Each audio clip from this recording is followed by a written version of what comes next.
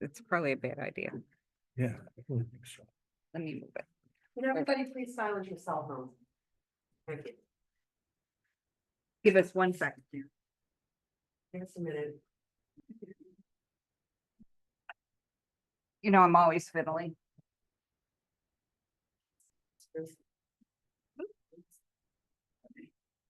Yeah, okay, that's good. We'll fake it. Okay.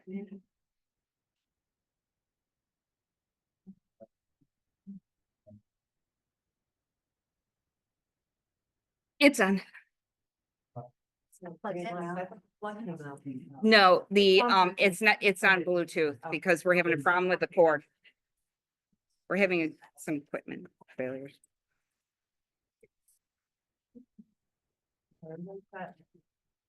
Captions, everything's good. We have captions. Make a motion, we call the meeting to order. Is there a second, please? A second. Roll call. Trustee Limbeck, Aye. trustee Cove, trustee Wilkes, trustee Marshall, Mayor Plummer, Aye. motion passes. Okay, is there any board member with a conflict of interest or anything to disclose regarding the agenda items this evening? I do not. I do not. I do not. I do not. I do not. With that being said, would the clerk read or give clip notes of the open meeting compliance certification? Sure. If you're joining us via Zoom, please, if you wish to ask your question to the board direct, please raise your hand. If you wish for me to do it, put it in the Q&A. I don't respond to anything in chat. If you're in the room and on Zoom, please provide your name and address if allowed by law. And I just ask everybody get along and we have a nice, quick meeting. Please rise for the pledge of That's allegiance. And I'm going to ask trustee Wilkes to lead us in the pledge. Isn't it spotlighted? To the United States of America. And to the republic for which it stands, one nation, under God, indivisible, with liberty and justice for all.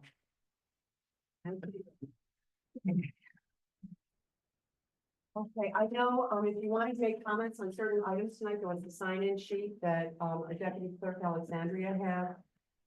We do have public comment always in the beginning for any type of comment, that isn't specific to one of the agenda items, because there's an opportunity to speak at a later point. So is there anybody who would like to make a public comment before we start the agenda? Is there anybody online? Yes. She's signing up at it. Oh, Yeah. Margot's signing up. Yeah. For public comment or for an agenda item? She didn't say. Well, public. We'll check. Ready. 30 seconds. Come on up, Margot. Yep, okay.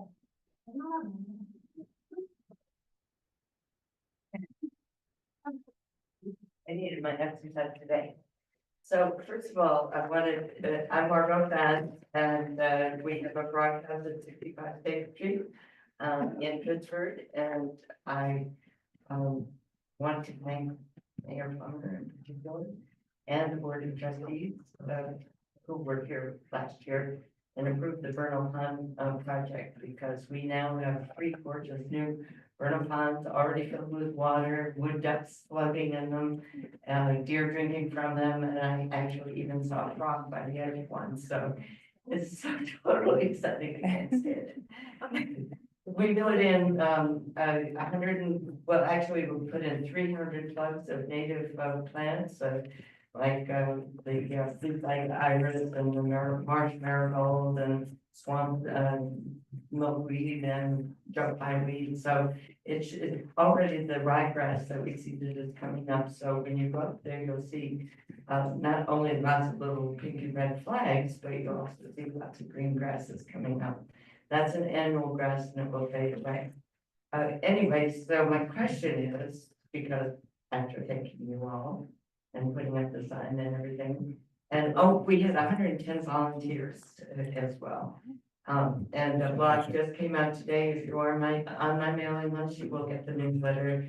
It directs you to the photo journal of our adventurous weekend. So, the question is, number one, I don't think it's an issue right now because we have good rain. But they say to water once a week for a month and then once a month for a year after the plants are established. And I wonder if the village has any kind of plan or ability to help with that, keeping the things moist so that they'll grow. I'd like to speak to that, right? Please. First of all, thank you so much. You really honchoed this effort and, we thought we were gonna get one pond in the Arboretum. We got 3. More frogs, salamanders and newts, hooray. It really was an amazing time to see this all go in. So I hope everybody will be able to stop over and see the beautiful work and all the wonderful things growing. In terms of watering the plants, that was already discussed, and I think we had missed you in the discussion, yeah. Okay. And so the DPW crew is gonna keep checking on it if there isn't any rain, because even though they're natives, they do need a bit of water if we have a dry spell, so. The DPW was marvelous. Yeah. They were so fantastic.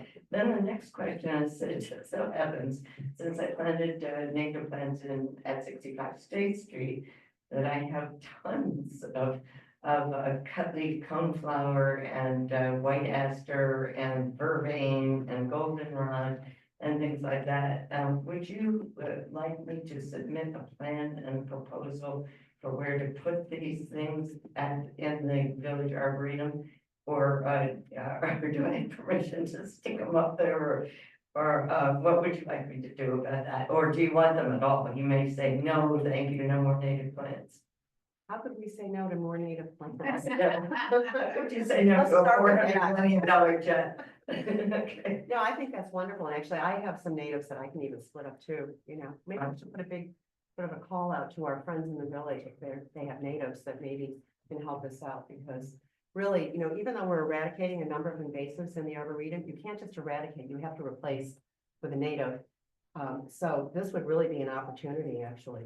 For everybody. Yeah, yeah. Any other thoughts from the board? I mean, I think that sounds great. Yeah, you might just want to just talk to the Friends of the Arboretum and just let them know that you have that, and they might probably be help you. Oh, yes, them. and Frank Cacamise, Yeah.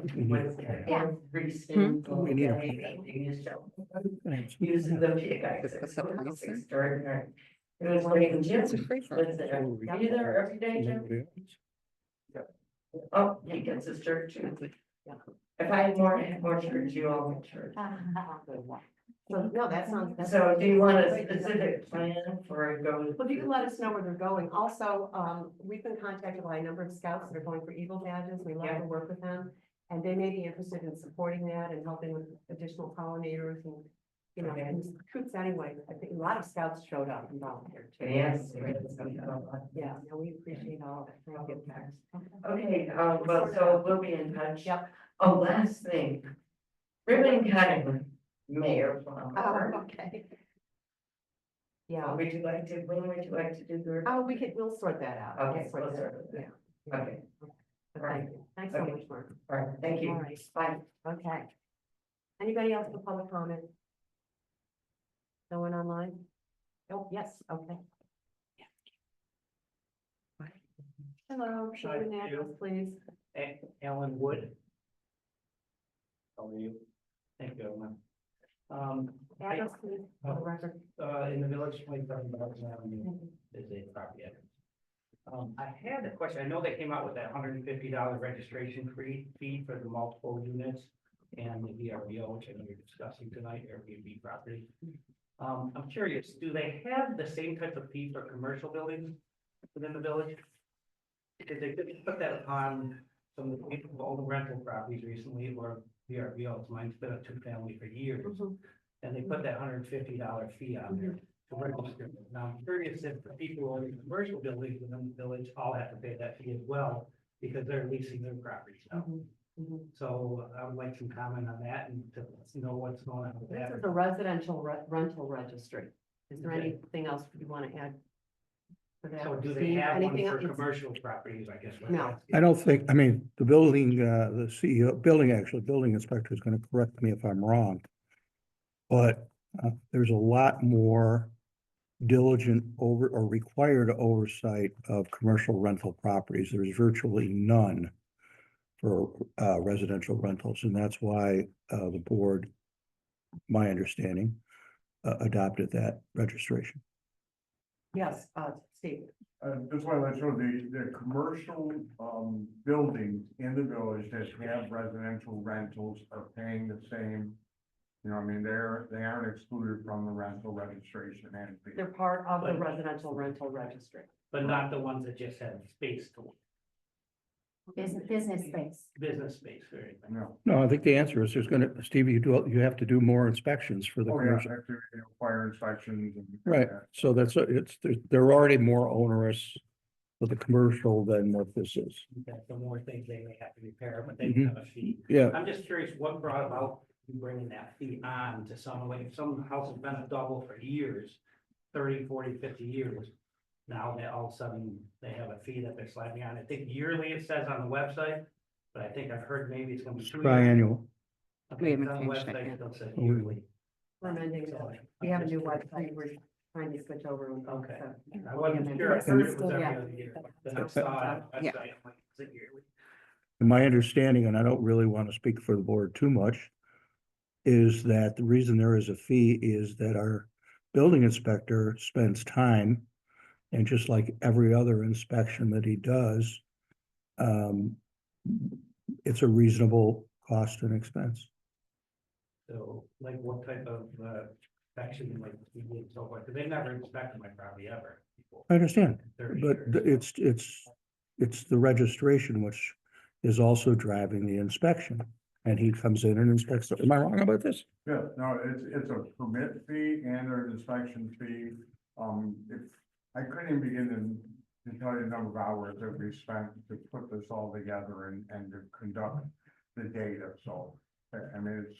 So they're doing it for single family too, not just multifamily, if they're rental? No, So what, I guess, rental. I guess how come, what's the difference between someone renting a property and a homeowner owning a property and you haven't inspected their property every year? because they're not using it for business, but this is what I'd like to do, because I think you have, you know, I think it's important to have a discussion with you. What I would like you to do is, can you reach out to Steve, you have a card? And follow up with him, and we can help really answer your questions more thoroughly. Okay. We have kind of a big That's agenda fine. this evening, but we appreciate Okay, thank you. your thoughts, and your input. Thank you so much. Anyone else online, Cynthia? Nope. Okay, then we're gonna go into the agenda. The first thing up is the short-term rental law. So, thanks everybody for coming. But Jeff, if you may, I saw an email that came in today.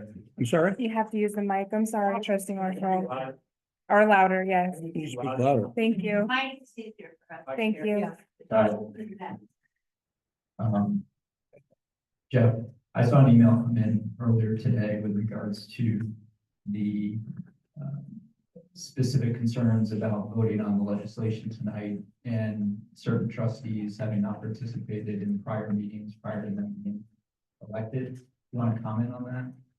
Yeah, I mean, I think I was gonna ask the same kind of question, you know, a lot of this work was done by a previous board. A lot of this work was done by previous boards, so I think I have similar questions, and it's the same thing that, you know, is there anything that we have to do on the record? So the new trustees can vote on this, you know, maybe if our attorney could speak to that. They have to do it on the record. It's a matter of being sure that they are knowledgeable enough to vote on the subject at hand. And probably the gold standard for that would be that they have reviewed the recording of the last public hearing, and in addition, have reviewed all pertinent materials. And that should be a statement made on the record if they want to participate in the vote on this issue. You know, can you hand the mic down? I think there's interference. Perfect.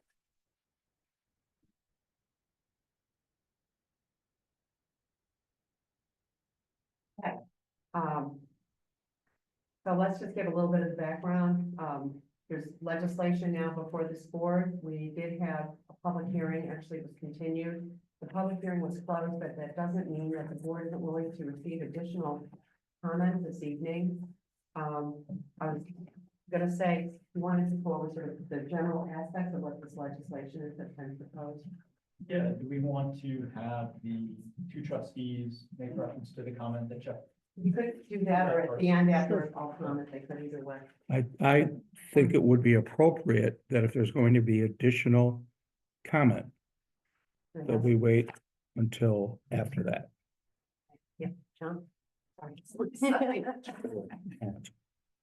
John Lindbeck, I have viewed the former meetings that I didn't attend, and I attended 90% of those. I'm very familiar with the legislation. I've read over it several times and had numerous discussions about it with members of the community, so I feel very comfortable voting this evening.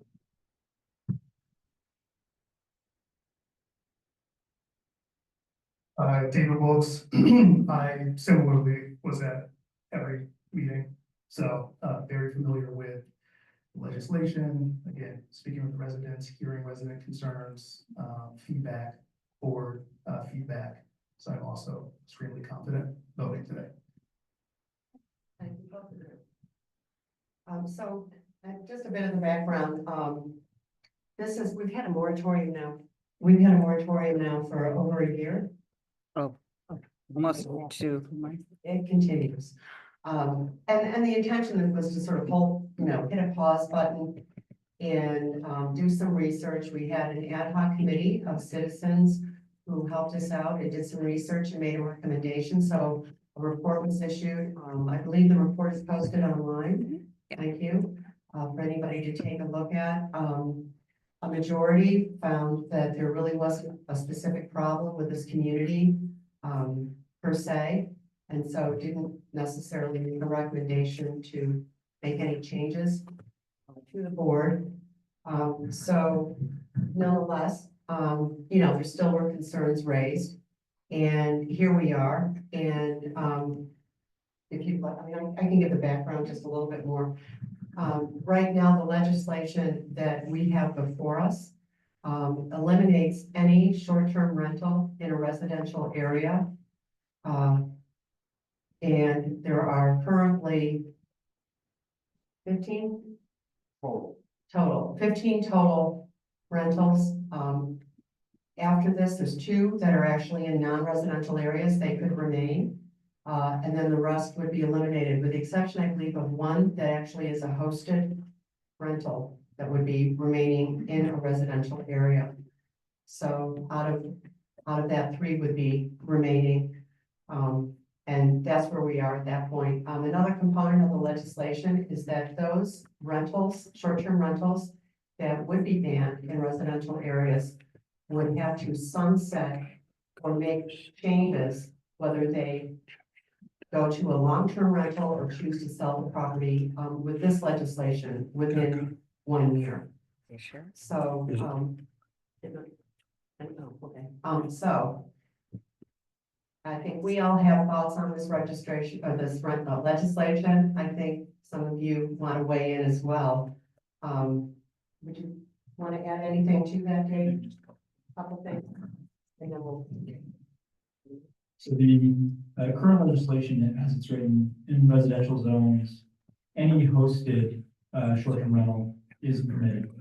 So if in the same house that you reside, you have a guest, and there's no separation between the resident and their stay as well as you as the host, that is currently allowed. It would be permitted based on this registration.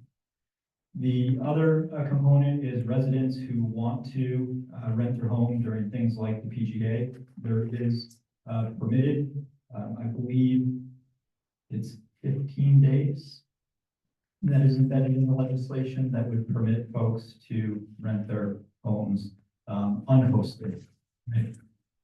Those that have unhosted rentals full-time, there would be, as the mayor had said, a 1-year sunset based on how the law is crafted today. In other districts, for example, the traditional downtown district, There would be unlimited short-term rentals on the second floor, provided that it's not within 100 feet of a residential property. The same is true in the Erie Canal along the Shane Place District, mixed-use Erie Canal. We're also creating initially a number of permits in the limited office residential as well the Village Gateway Business District, allowing 2. That is a number that can change. Any of these numbers in the legislation can change in the future. The limited office residential is the space basically on North Main before you cross the canal, and including the lawyer's office and the small house to the left of the hotel. The Village Gateway Business District is then past that by the pub, JoJo's, and in that area to the left as well. Hotel is. Just a quick comment, we do identify short-term rental as 30 days or less. Long-term rental is 30 days plus. The primary reason for that, I believe, at least from my perspective, is it means that there are renters' rights that are then extended to that stay. If they're there 30 days or longer, it is considered at that time of residence. Very good. Public comment. We'll take any comments from the public. Yeah, okay, no, I think we should, you're all here for a reason, and I know there's been a lot of discussion, in the past. We would like you to limit your comments, please, to 2 minutes, just in the interest of time, because we have a big agenda.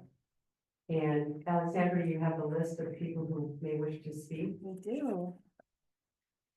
I'll let you yell it. Oh, okay. We're starting on short-term rental discussion. First person is Louisa Pearson. That's me. Hello, everyone. I'm Louisa Pearson, also known as Weezo Pearson, and I am here tonight to ask you please to vote down this legislation. Short-term rentals are a tremendous benefit to our community, and I think you've solved the problem about potential disruption by having short-term rentals registered. If you have a list of infractions or things that would cause you not to want that short-term rental, if the short-term rental is registered, you simply say when they try to register the following year, sorry, no go. So that way we could have in our community places where people could come for weddings, could come for graduations, could come for family reunions. And I personally have a short-term rental in my backyard, and I will tell you that place is immaculate. I have never had anyone cause any disruption or anything else, so I'm very much in favor of it. But for those of you who have those disruptions, if you had a list of regulations, you could simply go and pull the plug on that short-term rental. Thank you for your consideration. Joan Farnham.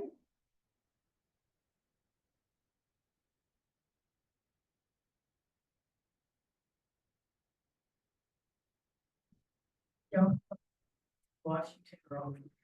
We, at this point, are living right next door to Aaron and Dee's rental. And we have absolutely no problems at all. They've just done a wonderful job with the outside, the inside. The only reason we know somebody is staying there is I see lights on in the house. I might see a car go in and out, but we hear no noise. It's just, they're wonderful neighbors, and they just take care of everything, and we've had no problem. I hear more noise from the Pittsburgh pub than I hear from them. So we're in favor of keeping them. They're good neighbors. Thank you. Thank you so much for your input. Thank you. Yeah. Lori Leanhouse.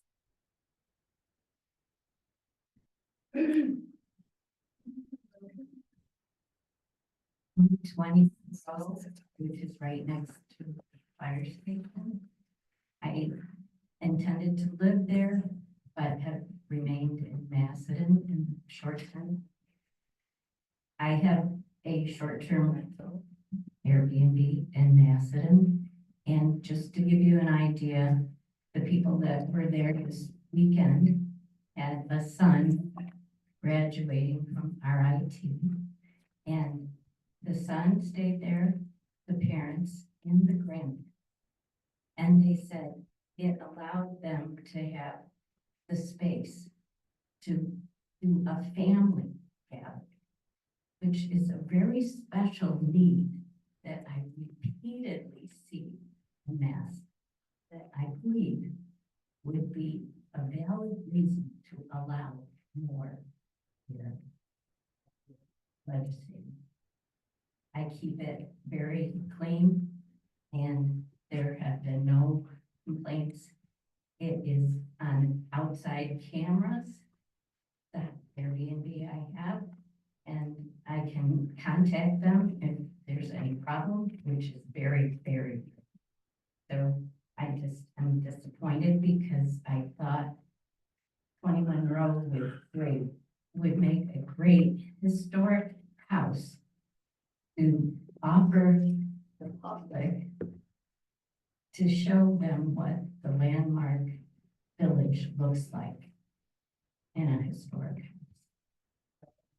Very disappointed. I'll figure it out, but I just thought I'd tell you. Thank you for your comment. Yeah. Aaron Eater.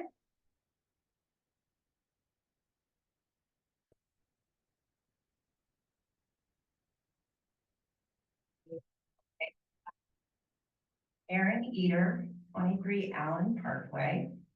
I've spoken a lot, many times before, to this board, last time you met, and then the previous board as well. This has been going on for over 2 years.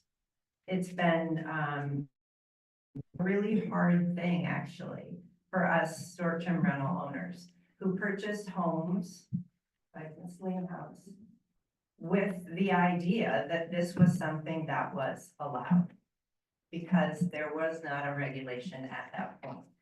Therefore, we put in a lot of time, energy, money, love into homes so that we could showcase this amazing village.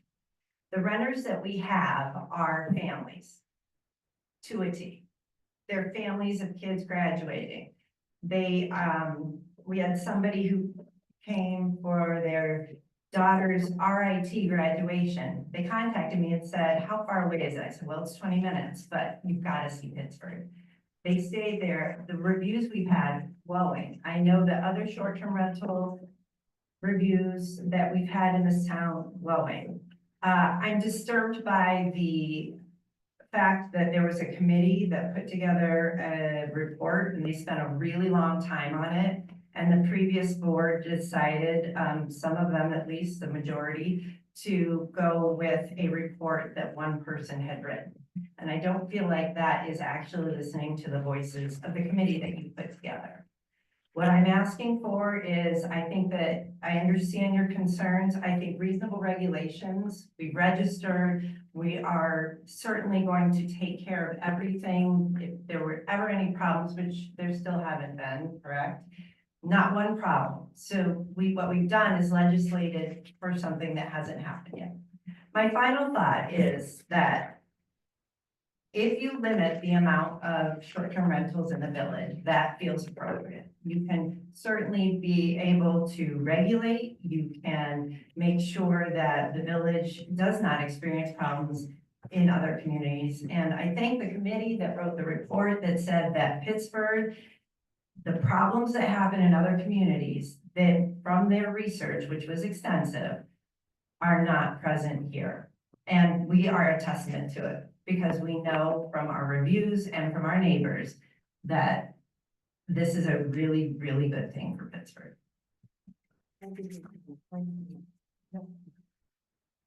Lynn Parker.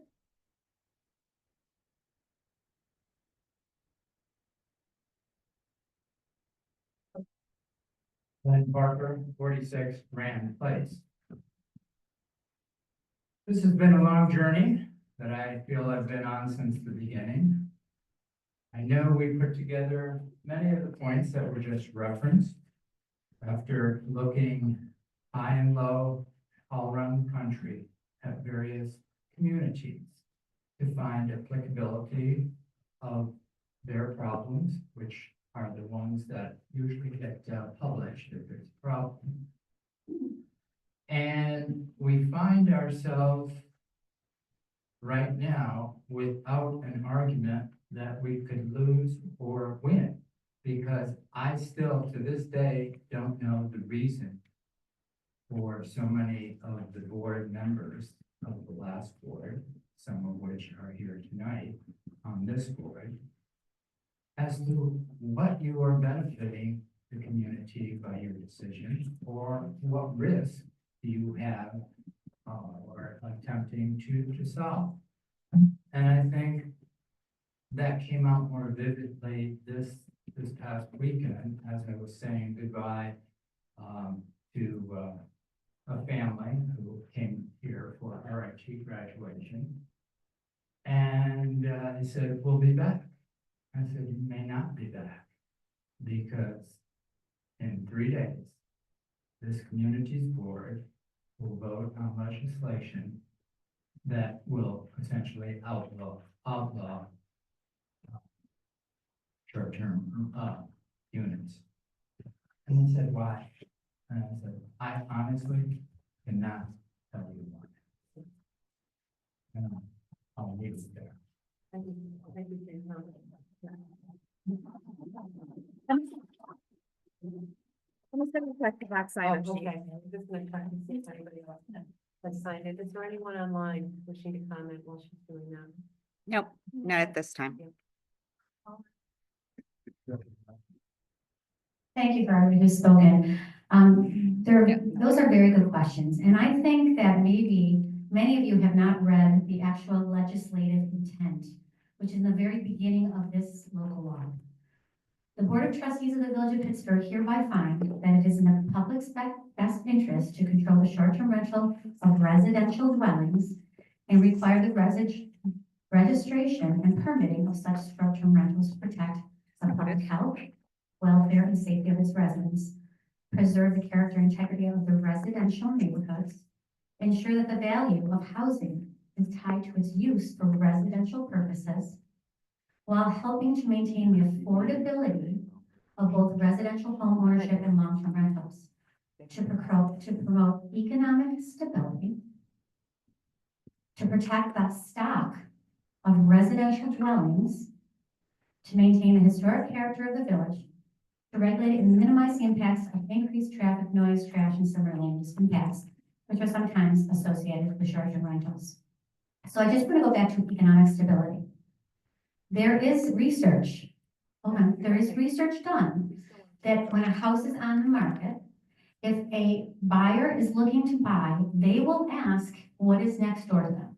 And their studies have shown that people will tend not to buy if there's a short-term rental next to them. Number one, okay? Number two, if my son, starting out, wants to come to the village and buy a house, and he's bidding up against somebody who's going to use that property as a business, who's already had a very successful business career, that's got lots of money to put down in that house, who do you think is going to win? My son who wants to raise a family, or somebody who has a lot of money to start a business in that property? So that is where I'm coming from. I'm not worried about the quality of people that are using the space. I don't disagree with the fact that the property is taken care of and the people that own it are beautiful people. I agree with all of that. Those are some of the things that I'm thinking of when I'm thinking about voting. People signed up. No more for this topic. Okay. Does the board want to take any additional responses? Because I know people have already commented, so. Mayor Plummer, there's a gentleman, he raised his hand over there. Right there.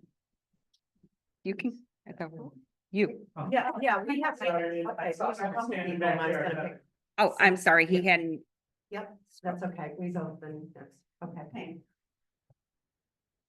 I just like to comment back just a little bit as a realtor, and what I see from being in the business is the people who are paying the highest dollar for prices for homes are not the investors, because the numbers have to make sense to them. The people who are paying the highest, the prices of these homes that are getting sold, are the people who are owner occupying them. So I just want you to think about that. Yeah, Lisa, did you want? Alan Wood is right. I think that's the closest I've ever heard you. Yeah, you can see it. I just want to say that when we purchased our first home in the village, it was a home nobody else wanted, right? It was really run down and junky, and there was not anybody going up against us. And then our second one, yeah, same thing. There was nobody going against us. And I've heard Trustee Coe mention so many times that she has friends that can't afford to be in the village. I'm really surprised because the price point that we paid for these houses, it was not much. And what we did is we turned them into these beautiful homes that people come back to every year. And they say, I will never stay anywhere else. And we've had to say the same thing to our guests. You might have to stay outside of Pittsburgh. I just think that those arguments are really ridiculous. Thanks. Thanks, thank you. Any other comments? We'll bring it back. Oh, okay. Len, then we'll bring it back to the board. It's short. And it's a response to Trustee Coe. It brings up a very legitimate point that I feel doesn't apply. Pittsburgh's never been a bargain real estate community. People don't move here because they can afford to. And you can't afford to live in Henrietta next door, or Penfield next door, or East Rochester next door. The high sticker price of Pittsburgh property is in fact, truth be known, but unspoken, a draw. People come here because they want to be part of a community that draws stronger than any other community. People who like to just walk around the village, go have a coffee, meet interesting professional people on the sidewalk or coming into town. These are all good attributes. And I just don't understand why this board runs from good reason. We're gonna bring it back to the board. We have no more, yeah, we're bringing it back to the board now for further discussion. Trustee Griswold? I'm new to this board, but I followed this quite closely. And I debated about bringing this up tonight, but everybody talks about how wonderful their properties are. That's not my experience at all with the short-term rental that's near me. They're a constant source of aggravation to our neighborhood. And, okay, you can shake your head, but, this is something that we live on a continuous basis. Thank you. I want to follow up on that. Thank you for bringing that up. Do we have any complaints about any of these properties? Not one. I mean, there is a complaint about somebody parking on the front lawn, but I can go around this village any day and I can show you pictures from today of 3 different houses in this village that had a car on the front lawn. Okay, It's so, got nothing to do with being an Airbnb for somebody parking on the garage. and we have code enforcement in place for those Correct. types of I things, take regardless of whether it's an Airbnb Correct. or a short-term rental, I should say. Correct. And- There are and I- no complaints about noise, no complaints about trash, no complaints about unfit property. I also have pictures of a landscaper cutting trees down and taking them across State Street and putting them in somebody else's yard. Correct, wanna that's speak to that? got nothing to do with it being an Airbnb, John, it could happen to any. That's the residential- owner of the Airbnb. All right, Okay, no, I think it's a little bit tit for tat. I know that was resolved very quickly. It was a mistake and an error, regardless of whether it was a long-term rental, a resident, or an Airbnb. Every single time there's been an issue, I've called the owner of the place and it was taken care of within minutes. Okay, thank you. Some of you may have seen the map, just to kind of give you another sort of way to look at this. We have about 688 residences in the village. We're small, but mighty. And out of that, we have about 114 long-term rentals. And then we have now the 15 or so rentals that are short-term, just to kind of give you a context of really what we're talking about in the community. It's back to the board. Is there anybody wishing to comment at this point? Anybody? Yep. Either way. Okay, we're going here. No, I was just gonna ask the attorney to speak about the legislation and the potential impacts. I mean, a lot of what has been, let me put it a different way. Many times what's been discussed in the context of this code is the threat of litigation. And there's a threat of litigation with anything that this board does. But in this case, the litigation is sort of a hardship proceeding away. And that's going to be an individualized look at every property owner who has an STR and says the 1 year, well, that's not even true. It has to do with any property owner who wanted to put up an STR and wants to make the case that it's a hardship. It also has to do with a current STR owner who wants to make sure or wants to make the case to the board that the 1 year sunset period is a hardship. So really, they can't sue, there can be no lawsuit about the litigation until the hardship process has been exhausted. And that has to be exhausted on an individual basis. It can't be, let's call it a class action against the legislation. It has to be with the results of the hardship application to this board. Jeff, I have a question for clarification. If the current STRs are grandfathered in, does the grandfathering go with the property or does it go with the owner of the property? It will go with the property. So that means that if an STR owner decides to sell their property, that property will always be deemed STR available. Like it can always be an STR. Yes. But that doesn't mean it would remain an STR. But- It's just simply the option. It could go return to a residence or a long-term rental, if I'm understanding that. Right. The codicil to that is if you could put in the code that grandfathering is only for current owners. That's not how it's, that's not an idea. I'm just explaining. I don't have ideas. It's just legal counsel. Yeah. It depends how the statute's written. And in this case, it's not relevant to even deal with that issue because it's a 1 year sunset. Okay. I'm sorry, for clarification. I have to recognize you. Sure. I recognize you. Okay. For You're one clarification of me. then, the way that the current legislation is written, it is a 1 year sunset period and there is no option for grandfathering. So if it is voted on tonight, that is it, right? That is incorrect. Can you please enlighten me?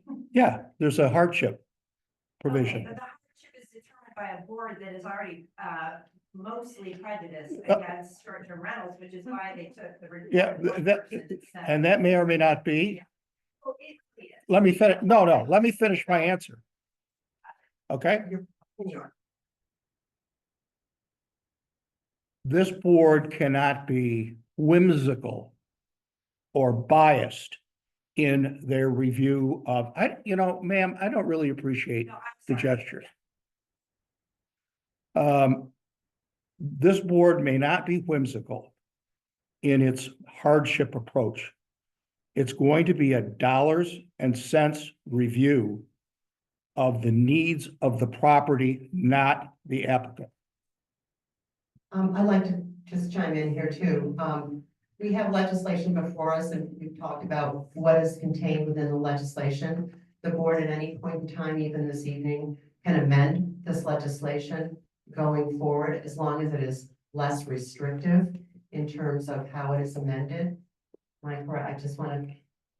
I believe you're talking about whether or not the board could pass a less restrictive version of this law tonight. And the answer is yes, provided that it is less restrictive. Yeah, so that's why, we're bringing it back, we're kind of still have the ball of yarn here in front of us, taking it apart, so. Can I ask, insert a quick question for clarification here? Yeah, real quick, please. Has the board done pros and cons and analysis of grandfathering? What? The question was, has the board done pros and cons regarding an analysis of grandfathering? Right. I Do you want can me to, certainly share my thoughts on that. do you want me to address that? Marshall does. And Jeff, If he doesn't want, okay. Jeff wants to. Oh, Jeff, I don't know if the board has done pros and cons analysis, but the hardship provision is in there on my recommendation. It's a safety valve for the code as written. And it provides another level of review and fairness. If I understand incorrectly, the hardship provision applies to a property singular, That is correct. not the Excuse me. full list. Right now, 12 to 15 SPR. That is absolutely correct.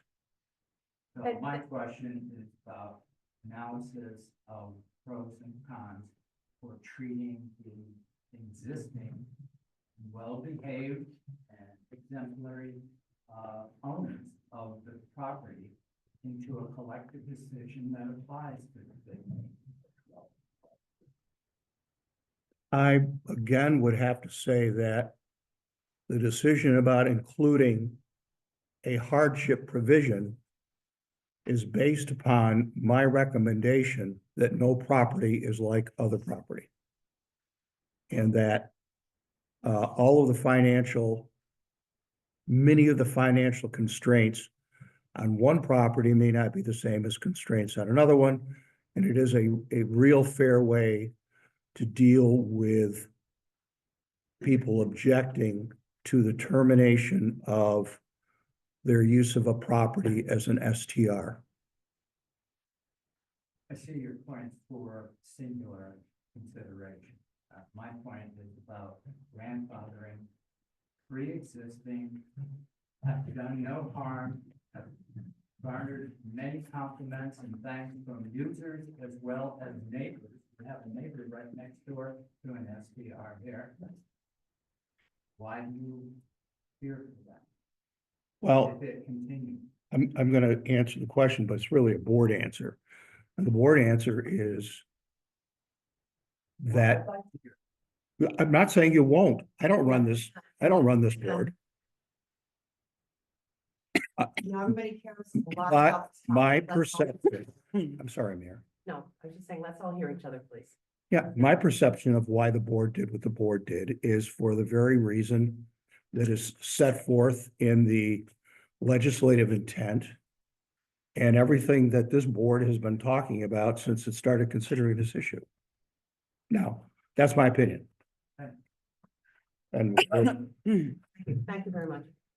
I also want to just make it clear that as trustees, we are voted in by the residents. And I know that there's very few residents here tonight that support Airbnb. I mean, the people that have spoken up, Alan, you don't live here. I know you do, Lynn. Cindy, you don't live here anymore. Aaron, you don't live here. So a lot of people don't live, Louise, I know you do, but I'm saying a lot of the people that are spoken here tonight don't live here in the village. But I just finished a campaign, as you know, and when I went door to door, lots of residents had expressed concerns about Airbnb. I know it doesn't seem like that because you guys are living in your world, but we also have talked to a lot of residents. And even when I spoke to residents and asked them, what is your thoughts about Airbnb?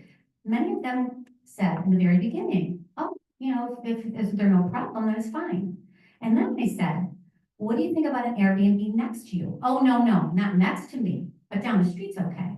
So this was a common thread. I'm sorry, guys, I didn't make it up. It was a common thread. Why would I? It's a common thread that we heard from residents. So we have to speak on behalf of the majority of our residents. Everybody, please, back to the board, please. So I tried to kind of sit back and listen to some of the existing board members. Obviously, John is new. I have a question for Dorothea. Have we received any emails from residents expressing their concerns for short-term rentals, their detriment, the harm? Anything I received, I forwarded on to the board. So everything that I checked my email 10 minutes Everything? ago should be it, okay. Should be it. So, nothing. It looks like, unless I'm missing something, no one is here talking against this. I guess I'm just, maybe it's just me being the layman here, you know, finance guy. I'm not actually I did real estate investment banking, so I know similarly the actual discussions as relates to, you know, IRRs related to actually purchasing properties and trying to get all the hurdle rates. I don't understand what's going on. I'm trying to figure out what the harm is. I've heard personal views on the board, personal feelings, personal gripes as it relates to their experience. When I was campaigning, and I campaigned a lot, I think the votes proved it. I had people who came to me and said, what do you mean, short-term rental? This isn't like this is some, you know, bachelorette and bachelor party city. It just isn't. This isn't Skinny Atlas. We're not on a lake. This is not, no offense, in Pittsburgh, I love it for my family and my 2 kids, but this is not party central. I'm 30-year-old, you know, well, not 30, 37-year-old. And this is a homely, nice village. You're here for graduations, you're here for, I know, I'm thinking about my own parents, for potential of them looking at senior housing and being able to come in and help, you know, actually do tours and all that type of stuff. I just don't, I'm trying to objectively find the harm that short-term rentals have done to our village. I'm also trying to find the harm that during the moratorium that has occurred. Steve, you said that there's no complaints. Have we heard anything from the Del Monte about impacted revenue for them? Have we heard anything from the sheriff's department and concerning 911 calls or damaging violence, noise complaints? No. So it's hard for me to square this circle for legislation that seems to be for a problem that doesn't exist. So, again, I was elected by the residents. The residents have spoken. The residents seem not to have an issue. So, I went door to door. I had tons of people who said, oh, I have no problem with short-term rentals. So, If I could. About 2 years ago, because of my experience with short-term rental, I walked the neighborhood for an afternoon and I had 46 signatures on a petition of people from all over the village. And I didn't just stay in one neighborhood, I went to all different ones that supported a moratorium on short-term rentals because they didn't think they were beneficial for the village. I had 12 other people that agreed with me that didn't want to put their name on a piece of paper. And I had 4 people that were, I want short-term rentals. I don't know where that petition went, but what that asked for was a moratorium on short-term rentals until the village could look at it. 46 signatures is what I got of village residents who opposed short-term rentals and supported a moratorium. Okay, everybody, hang on one second here. It was one day. One day. Okay, yeah, Rich, I know Rich, but everybody, we've heard from a lot of people. Rich, did you want to make a comment? Please come up, name and address, thank you. Mayor Plummer, Oh, excuse me 1 second. when you get a chance, I have one. Okay. Yeah, there's another comment on mine. Yeah. Go ahead. I- I didn't come here to comment on this tonight, I came to support doing the meeting time. I happen to live on a shared driveway with a Airbnb. Had a delightful conversation with the family that was here this weekend, celebrating their kids' graduation. Great experience. Thank you. Yeah, and Dorothea. Okay. Okay, Peter Goodman with 91 South Main Street. Zach, please. You Oh, can speak up. Peter Goodman, 91 South Main Street. His question is, can trustee Limbach provide a specific example? I guess he's looking for his concerns. Yeah, the aforementioned landscaper. Continuous parking on the grass, even though they paved over part of their front yard for the short-term rental. Parking over the sidewalk at the corner of Shome Place and State Street where people are trying to cross for the canal path. I have another one. No. Peggy Carabaris, 81 South Main Street. The issue at hand is whether to regulate short-term rentals, not whether to have them or not. Clearly, we need the regulation, and there you go.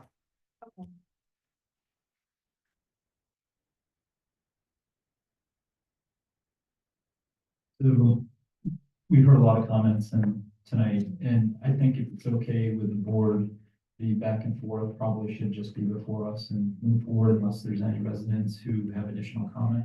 Is that all right? I think we've heard from everybody, so thank you very much. Cindy, did you have that?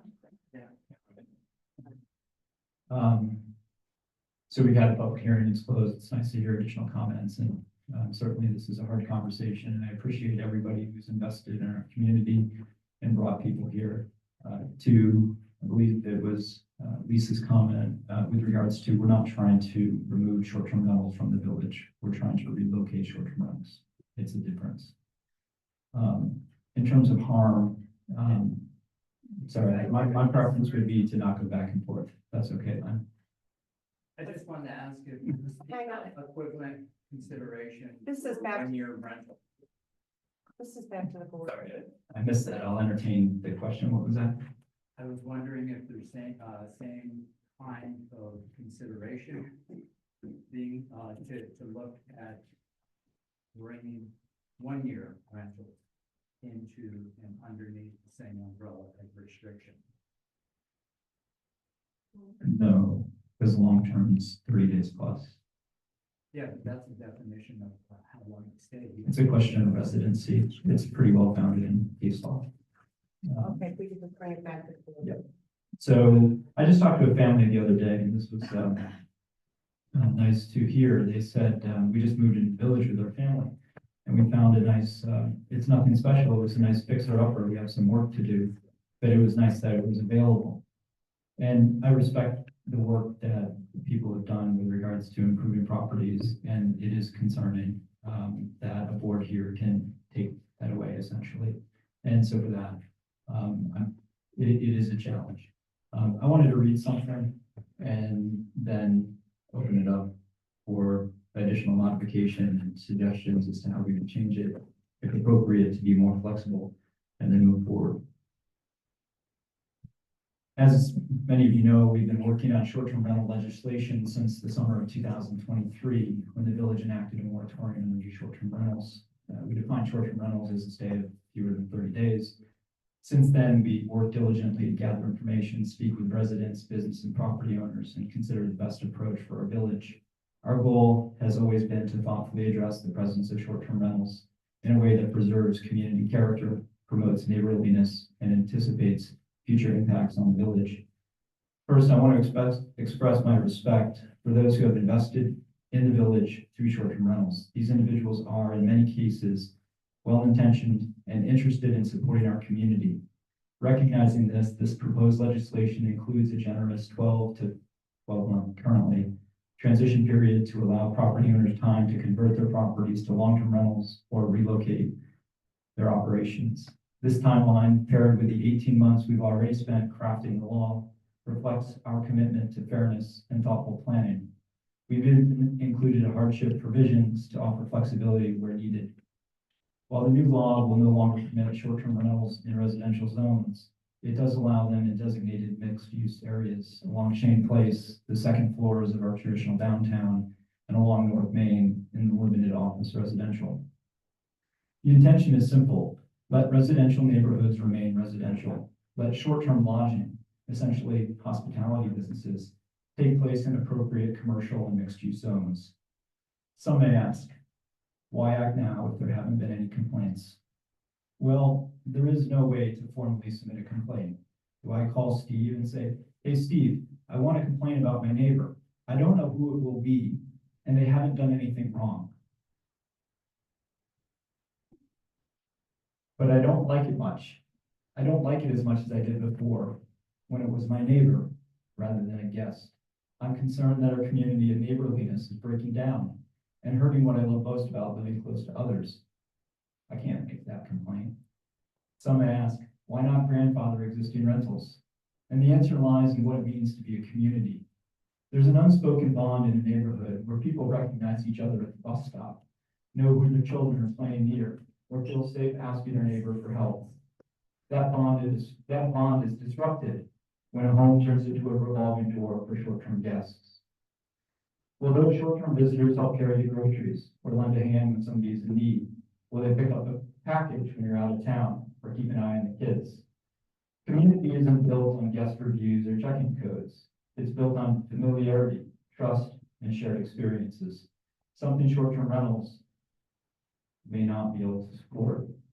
Currently, 13 of the 14 short-term rentals in Pittsburgh are located in residential zones. That means 43 homes sit directly adjacent to them. For each of those homeowners, and the dozens more within a few doors, the change from long-term neighbor to a new stranger every weekend changes how we live. Families who bought their homes expecting long-term neighbors shouldn't find themselves next to a short-term rental today. Grandfathering these uses would lock in that disruption for as long as those properties operate. That's not fair to residents who believe they were moving into a stable, long-term neighborhood. Transient uses break the fabric of a close-knit village. They introduce uncertainty, reduce safety, and may even depress property values, particularly when neighboring homeowners cannot sell their property to another short-term rental. Some buyers, particularly families, may walk away from a home next to a short-term rental, and with them goes long-term community investment. On another subject, Governor Hochul has spoken plainly about the housing shortages across New York. In her 2024 state address, she said, the obscenely high costs of rent and mortgages are caused by the unconscionable shortage of housing in New York. It's one of the forces driving people out of our state. To address this, Governor Hochul launched a pro-housing communities program, which sets a statewide goal of increasing housing stock by 2% every 3 years. Municipalities that make tangible progress towards this goal, such as converting short-term rentals into permanent housing, are eligible for priority access to critical state grant programs and infrastructure funding. By converting short-term rentals into long-term homes, we support that goal, help to alleviate housing pressure, and make Pittsburgh more accessible to families and individuals seeking permanent residence. Other communities like ours have come to similar conclusions. Villages like Lake Powasset, Cold Spring, Lake George, Liverpool, Greenport have all formally restricted or banned short-term rentals in residential zones to preserve the integrity of their neighborhoods. This is not about pushing residents away. It's about safeguarding what makes Pittsburgh special: a walkability, a neighborliness, a community, and a shared sense of belonging. It redirects short-term visitors to zones that permit commercial uses. By guiding short-term rentals into these more appropriate zones and prioritizing long-term housing in our residential neighborhoods, we take a proactive step to preserve our village's character for future generations. I support this legislation and look forward to our final discussion.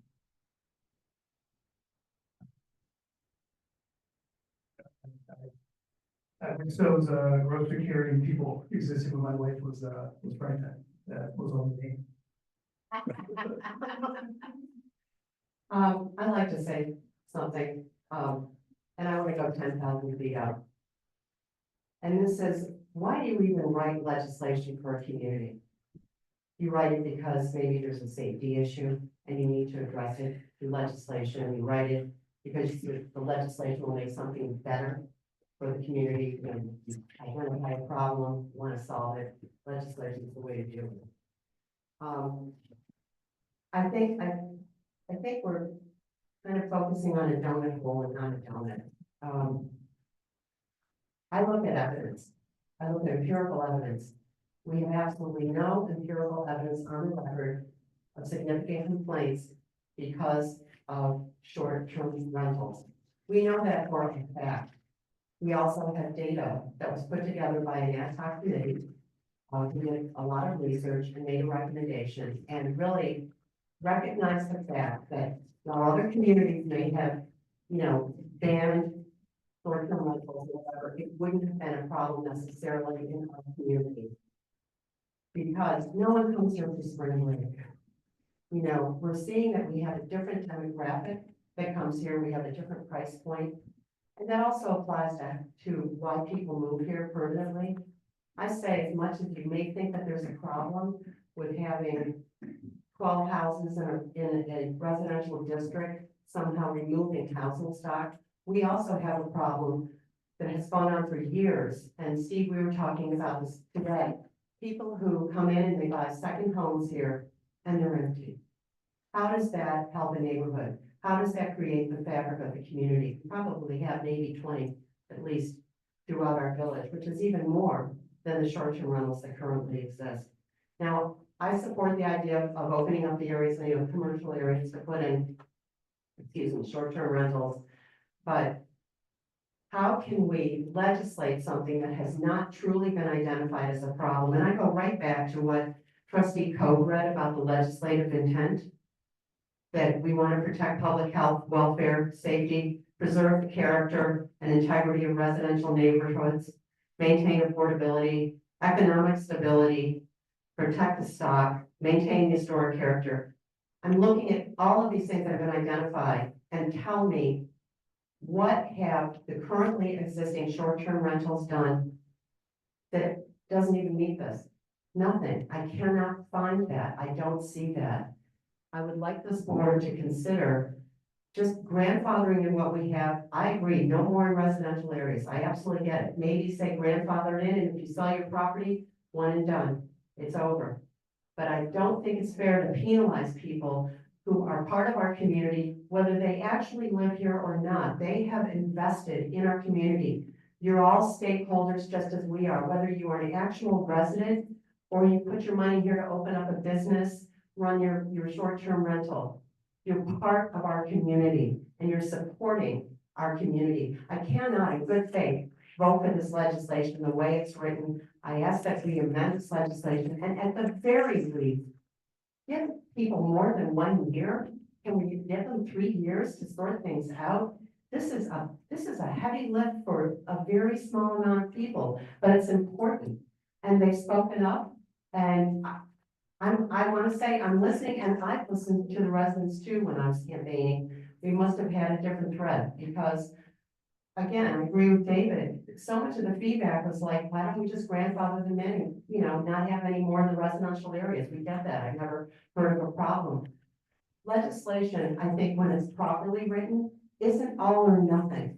It's how do we find that balance where we're not negating a group of people who are contributing to our community in some fashion we've never had a problem with, and how do we have that balance for our neighborhoods? I think the recommendations I'm making, I don't think are, out of line. I think it's just as a practical matter going forward. I'm asking that the board please consider this. Thank you.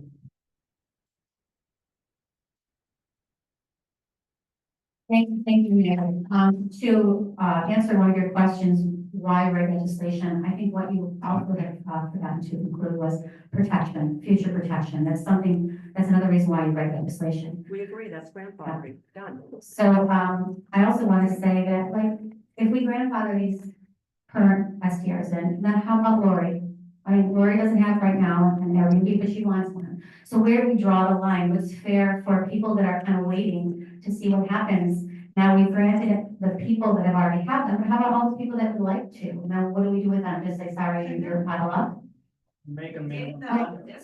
Okay, but that's easy for you to say though now, right? Because you guys are in, but how about the people like Lori who wants to be in? Oh, a Just certain can't? number, maybe you make 15 and 12. All right, you know. so I just want to say, I also have something to read because you guys, we have lived this for 2 years. I have lost sleep over this. This is probably one of the hardest things that I have had to do as a trustee. It really is. And I truly feel for everybody here. I think that we're all people, we're all trying to do the best we can.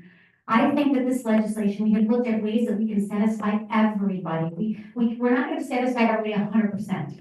But I think that we took everybody into consideration when we wrote this legislation.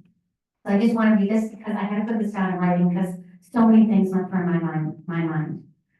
This has to be the most difficult decision I've had to make during my time on the trustee board. I am compelled to be transparent in my thought process to support my vote. I want to thank everyone who's devoted so much time and energy to this current law, to respectfully include our very own resident STR advisory committee, our attorney, the village staff and trustees, governance from other communities, our NICOM staff, and the businesses and residents of the village. We are here in the village of Pittsburgh, and we've created a sustainable, economically rich community that has found the perfect recipe through our zoned districts to maintain the residential character and historic integrity of the village that you see today. Okay, we've had this recipe for a long time. I have to say we are one of the few remaining villages in the United States that have been able to celebrate this success, truly. With numerous amounts of time on national research of similar communities, in-person trustee and resident discussions, emails, texts, phone calls, and a cumulative report from the STR Advisory Committee. Here are my conclusions.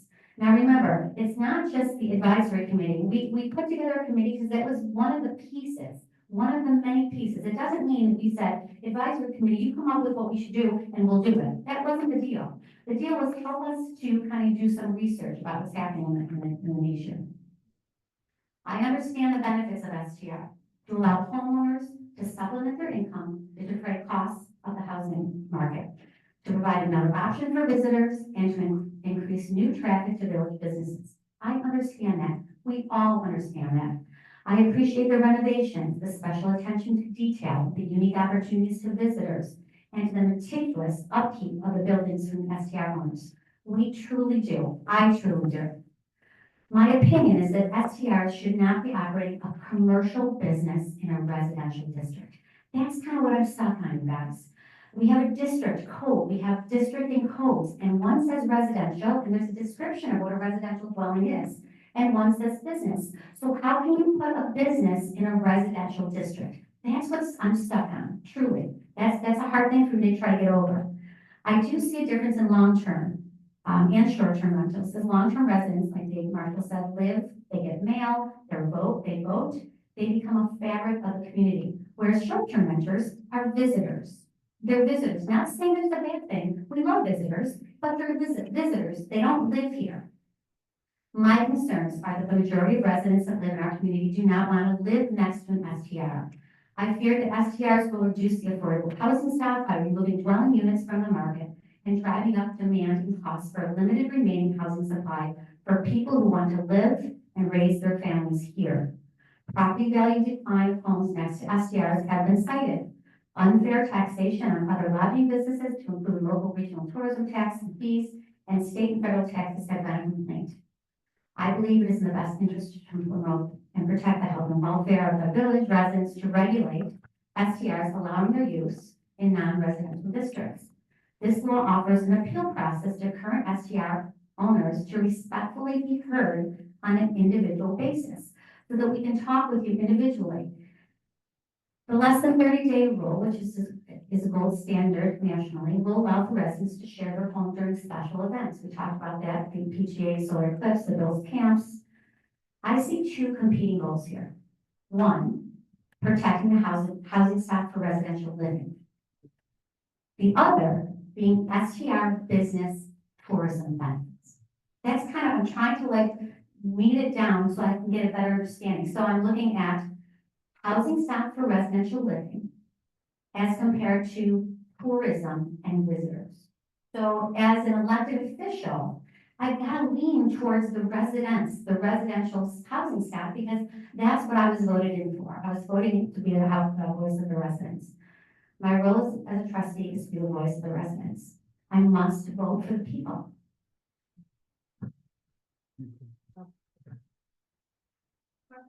Yeah, hang on one second. I was voted in to serve the entire community, which includes residents, business owners, anybody who's here in our community who wishes to contribute in whatever way they can. I would like to speak to, having a commercial business in a residential district, and I brought this before the board, actually last year. I think we should be looking at a bed tax. I know I reached out to some of the short-term rental owners, who were, supported it. Again, it's another, we want to have tourism, we want to have people visiting in our community, and this is a way to have just a small tax added on as a pass-through tax to the guests, staying, in a hotel or an Airbnb or a bed and breakfast. And then we would collect that tax on a quarterly basis, and we can reinvest it right back into our community. And we can invest it in more amenities along Shane Place, which are desperately needed. And I think with this, to me, just even grandfathering in just these few still represents that opportunity to support tourism, to support our businesses. I can remember the first public hearing we had, the first time ever that I can ever remember in my lifetime, the entire Chamber of Commerce spoke out publicly to support the short-term rentals in the village. So again, everybody is a stakeholder. You support the residents, I support the residents, everyone here supports the residents. I guess where I differentiate myself is I support anybody who wants to invest in our community and be part of our community, even if you don't want to live here. Yep. Mayor, I agree with you as well, is if we do move forward and talk about grandfathering in, then we do maybe discuss a longer period of time instead of just the 12 months. I would be willing, that's what I'm saying, I'd be willing to entertain that as well. Yeah, I think 3 years is sort of fair, just to kind of, lots going on, even with the economic climate as we know right now too. Yeah, quick question for you. With regards to the legislation, if we were to adopt it, I'm comfortable tonight adopting it at 15 months, but if we were to adopt it at 15 months and current existing short-term rental operators were to come before us with regards to a hardship, based on the hardships presented, we could extend it out beyond that. Is that correct? That's correct. And each individual residential or rental would be different based on the circumstances and their hardship that is presented. Is that also correct? That is also correct. Okay. And could you remind me and the board and the public, what is the definition of a hardship? You really want me to read it? It's in the code. So just as it is in the code, so let me say it slightly differently. So the nature of the property so it's in the code. Is there anything else beyond that that we should know about or understand? No. Just wanted to make sure. So one of the questions that I wanted to talk about was the duration of the special permit. We did have some resident feedback, and by the way, I've gotten a lot of resident feedback that doesn't want to necessarily be public and talk again with regards to their concerns, but this duration of the special permit. So right now the code's crafted with 1 year. The reason why we crafted it with 1 year is because we wanted to understand the impact. That is something that we can change in the future rather than being an annual special permit. It could go longer than that, but this legislation is crafted as a 1 year special permit. With regards to the parking requirement, number 9, I think we all agreed at the meeting with the planning board to eliminate that. So as you see it currently, number 9 would be excluded. We also wanted to incorporate a general comment about the LWRP and the Erie Canal. That I don't believe is in what you see publicly. I made those changes So the, somewhere. No, I did. the document that was online for the public, I think, did not include. those Evidently, it did not get through to the clerk. changes. Okay, that's where we're at. So if we could reiterate those changes, perhaps here, that'd be sufficient, correct? Correct? All right, so those changes were the elimination of the parking requirement for short-term rentals, the incorporation of a general comment, in terms of the consideration for the LWRP and Erie Canal, access. If you recall, anything else? Parking, oh, no, you mean in terms of the LWRP? No, in terms of updates besides those two? No. items? Just those two items. Published It accurately or? no, as long as it's less restrictive than the existing law. We covered that in the beginning, about less restrictive. Yeah. So I'm comfortable with 15 months with the understanding that, currently on sites like Airbnb, VRBO, the rentals go out 12 months. So it's at least 3 more months plus the 18 months that have come before, where people had some understanding, we were moving in this direction. I think we leave the duration of the special permit as is. And I did want to reflect that 15 units is 2% of our housing stock. That was a 3-year target goal for Governor Hochul. Independent from 75 Monroe, we would hit that at the end of the sunset provision. Wait, can you come out of 600? No. It's 2.18%. Thanks. Thank you. So that's all I have. Lisa, thank you for commenting on the 30 days existing homeowners can have an unhosted short-term rental for 30 days, not the 15 that I originally mentioned.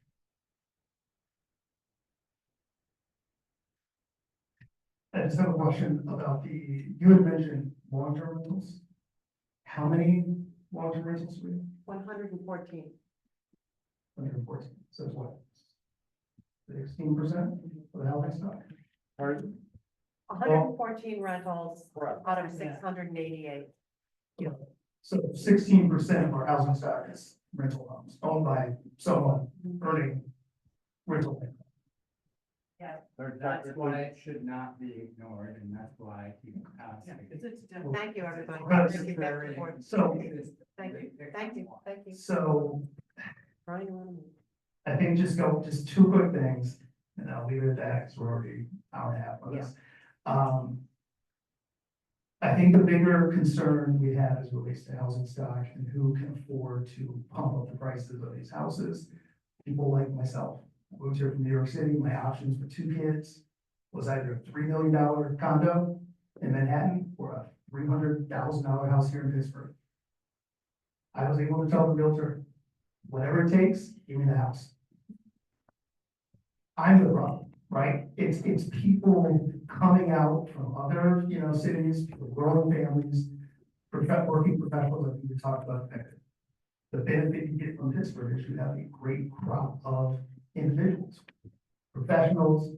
Let's face it, people with a good amount of money, good careers, good amount of money. You come here for the schools, you come here for being able to be around safe things or whatever that may be. I think what concerns me, we keep saying things like transient and fabric of the community and the recipe. What is that? What is that? It all sounds very fluffy. And to me, as someone who's moved here, again, I'm used to being on the subway and having a homeless spit on you. So like, that's different in terms of like scary. Here, what are we concerned about? What is the concern from these Airbnb people? And why is it, I'm a little confused about like, why is it that the PGA person can come in, but they're magically not a problem? Like, the person who comes in to watch golf is an okay person. But the person who just comes to graduation is what is the concern? And again, I go back to, have there been any issues with individuals guests who come to the Airbnbs that you can see. There are a few minor incidents with a landscaper and somebody parking on sidewalk, which happens every day in this village. People park on lawns, sidewalks, or landscapers drag stuff where they shouldn't, they put it in the road. There've been no disturbance of the peace, there's no junk, there's no unkept properties on these people who have invested faithfully in this community. I live at the corner of Jefferson and Rand. I work diligently on my grass. I'm very proud of it. Every couple of weeks, someone will come and park right up on the grass, just destroying everything. Everything. And I look and I'm like, does this look like a parking spot? There's a stop sign right there. It happens, right? It happens around people parking in the wrong areas, and you say, is someone else more grass? So what you've identified is perhaps, you know, you have a thumbtack and you're hitting with a sledgehammer. You know, so, thank you for those points. I think, you know, I'm in agreement with what trustee Wilk said. We can do better. We can do better. I don't think this is a solid piece of legislation. I think there are issues that we can look at. Not ever having them in residential areas, you know, I just see a compromise solution here that serves our community and serves people who want to be part of it. David, a recipe, a fluffy recipe. So what a recipe is, it's the components come into something to make the perfect cake. We in Pittsburgh have the perfect residential village that has been economically stable for years and years and years. Airbnbs have been around, I don't know, how long have you had yours, Len? 5 years? This one is 5 years, Okay. one in California, it's 4. I'm talking about here, we're gonna talk about this community here, because we're talking about this cake we're baking. So we're talking about, But we have some going back 15 years. Yeah. okay, so 15 years, okay, how old is our village? Who knows some of the history, how old is our village? Oh, where? 1827. So, I'm sorry, so, right, so David, do your percentage wise of the amount of time that we've had STRs. So what I'm saying is that this community has been built for a long time. This STR thing is a relatively new fad. So how it's gonna interrupt the recipe of what we've succeeded to have now, we don't know. That is the reason why we looked at legislation for protection. Lisa, what is the recipe? Well, Describe what we- describe what's the recipe, what does the community look like? Is it a certain? The safety, the integrity of our community, the smallness, the historic preservation, all that has been the recipe for the village. Has that been negatively impacted? By the SDR. I I'm just trying to figure out. So at the longest, 15, we don't know the long-term effects, number one. I don't know. if I'm Right? gonna get by above- We don't know the long-term effects. I'm not saying that. What's that? We know the short term, a lot of. We have facts in front of us. So what I'm saying though, it's not the safety and integrity that we're worried about. It's not that. It's the fact that we want families to come and raise their family in these. We don't want them to be used, we don't want them to be used as hotels. We want them to be used as residential dwellings. 2%. And you know what? Then maybe we should look at changing the way we district. So maybe we shouldn't have residential districts and we should just open it up to anything that wants to be there.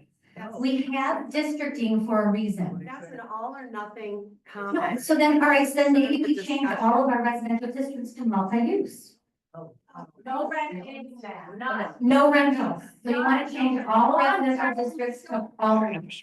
But remember, long-term residents they live there, they have their mail there, they vote, they can vote. So they must be a resident, right? So residential districts incorporate people that are residents. So that's what we need to do, is we need to talk about districting that. So that's,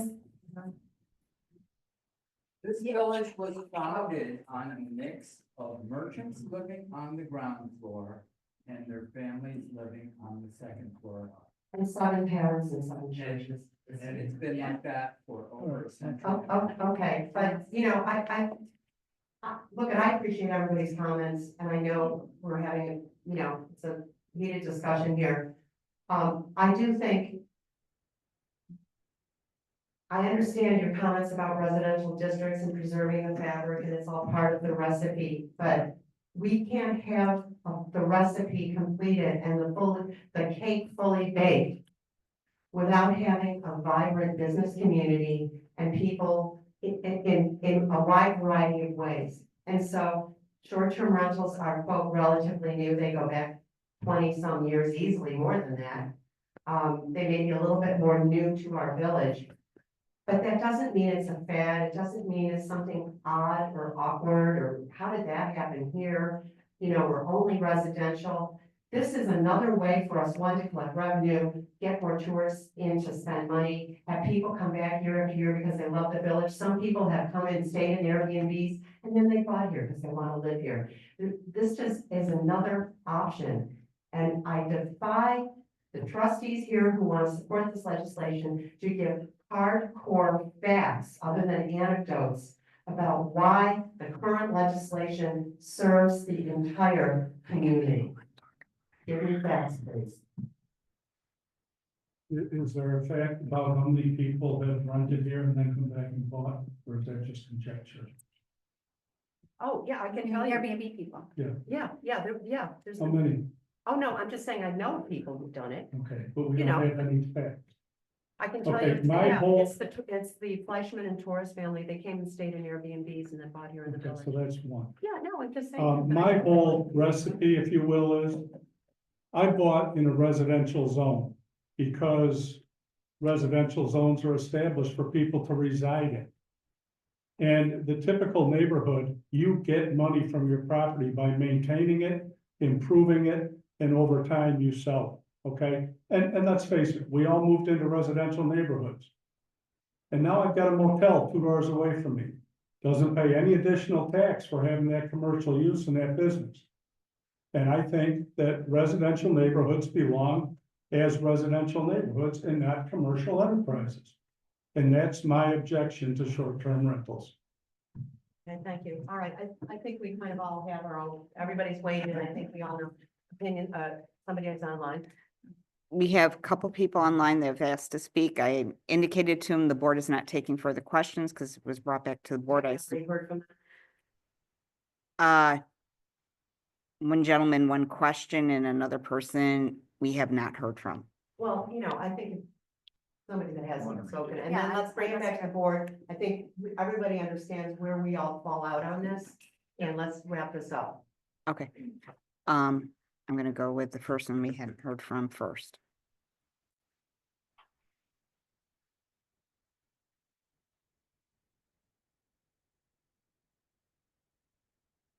Oh. Ms. Friedman, you're allowed to speak.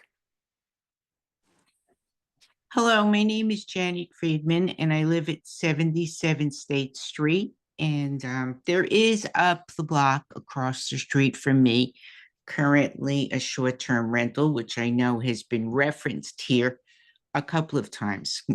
I'm not sure where the board is sitting right at the moment from this discussion, so I'm a little confused, but I will say that I understand the concept of wanting to be in a residential area and not have a commercial area.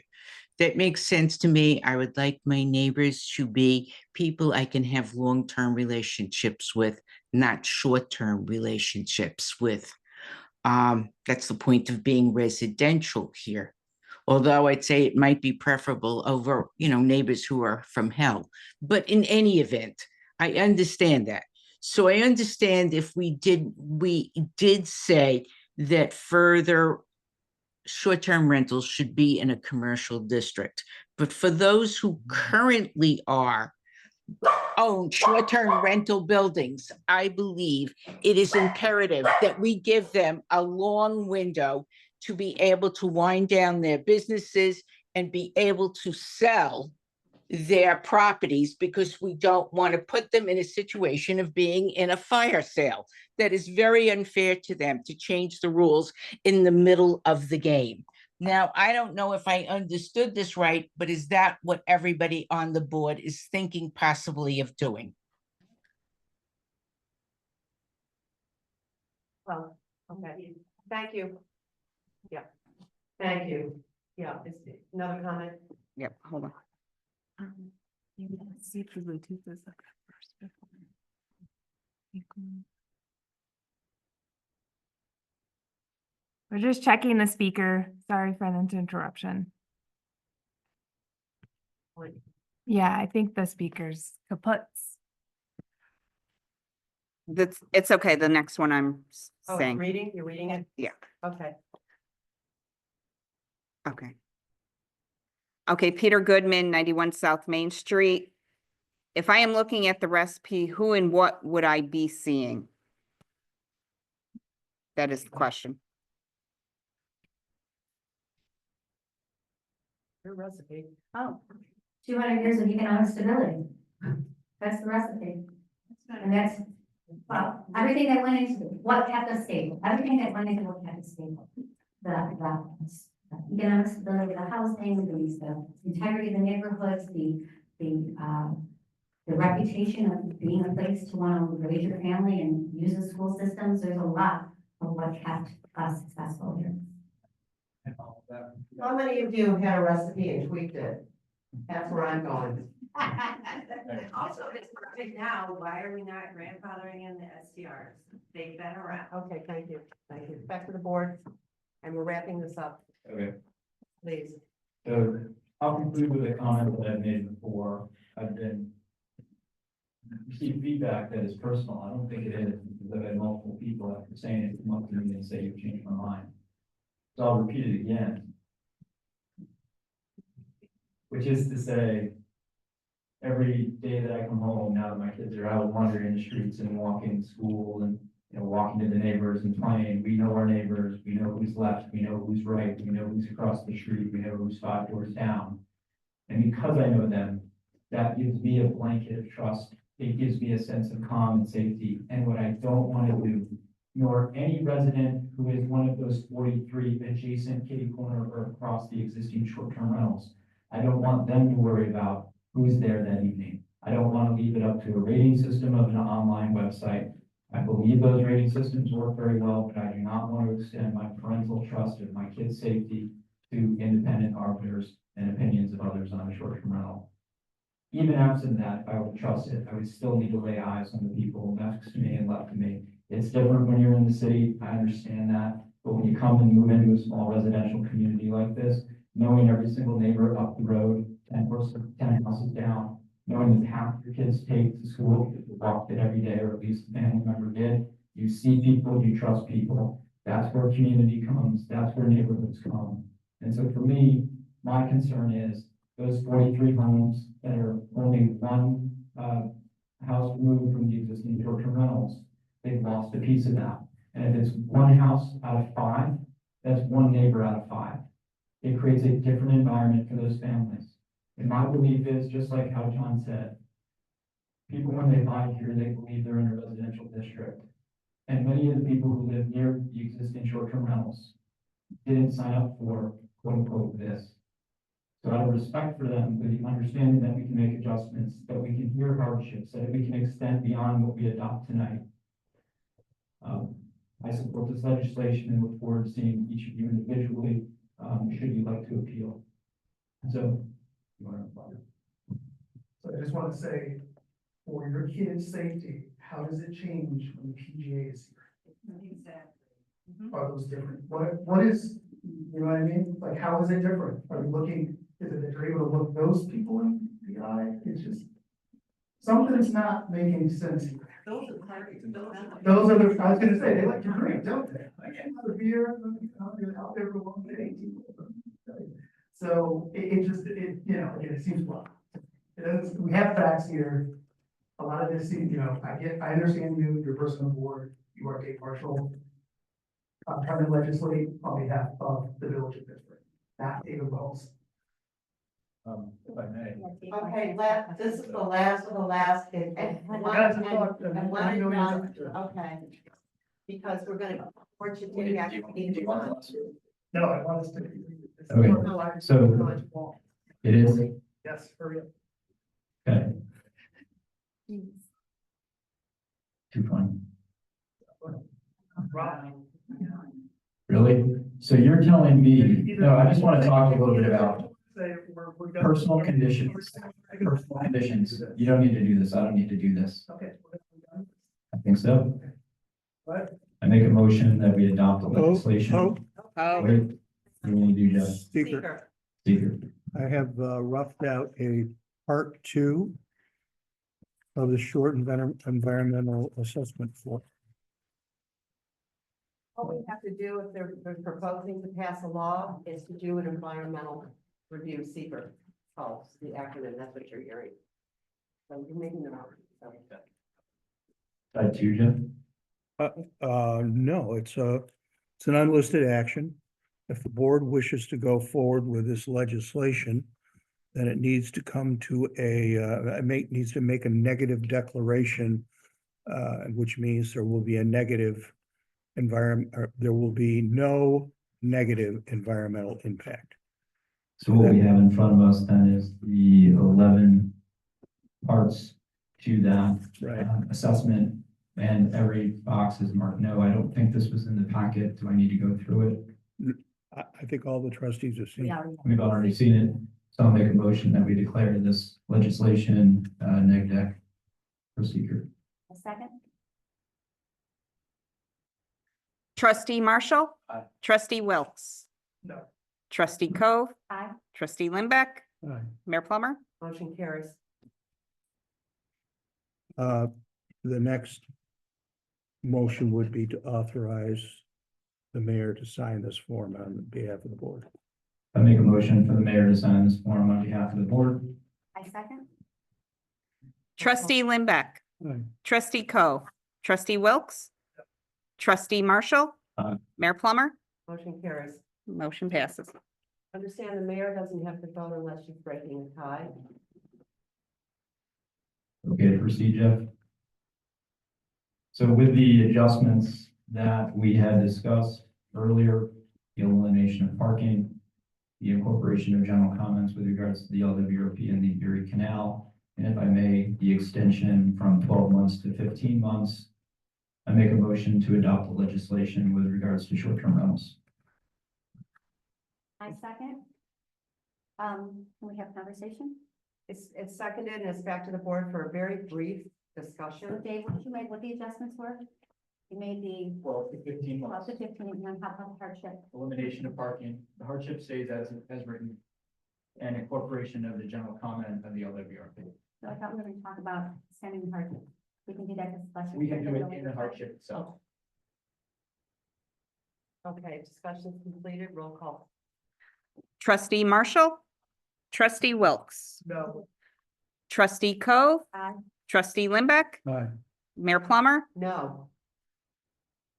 Motion passes.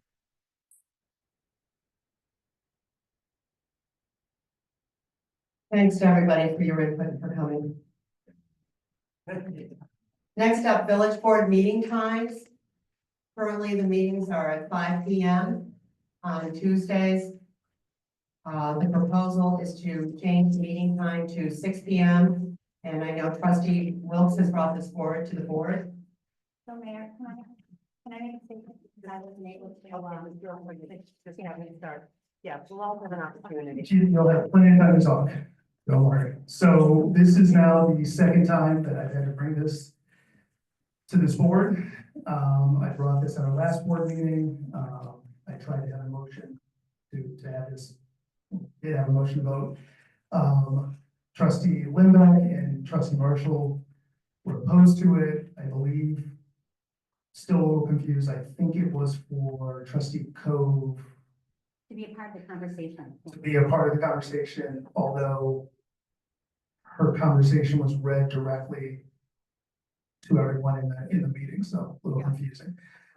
So anyways, again, going back to my campaign time, again, went door to door, went to plenty and plenty of new residents who are part of the new recipe of the village of Pittsburgh. And many of them are working age, many of them have children. Many of them said that, why are the board meetings at 5 p.m.? I am unable to attend, and I want to be able to look. My board members in the eye as they're making decisions, just as we saw here. Very important decision with short-term rentals.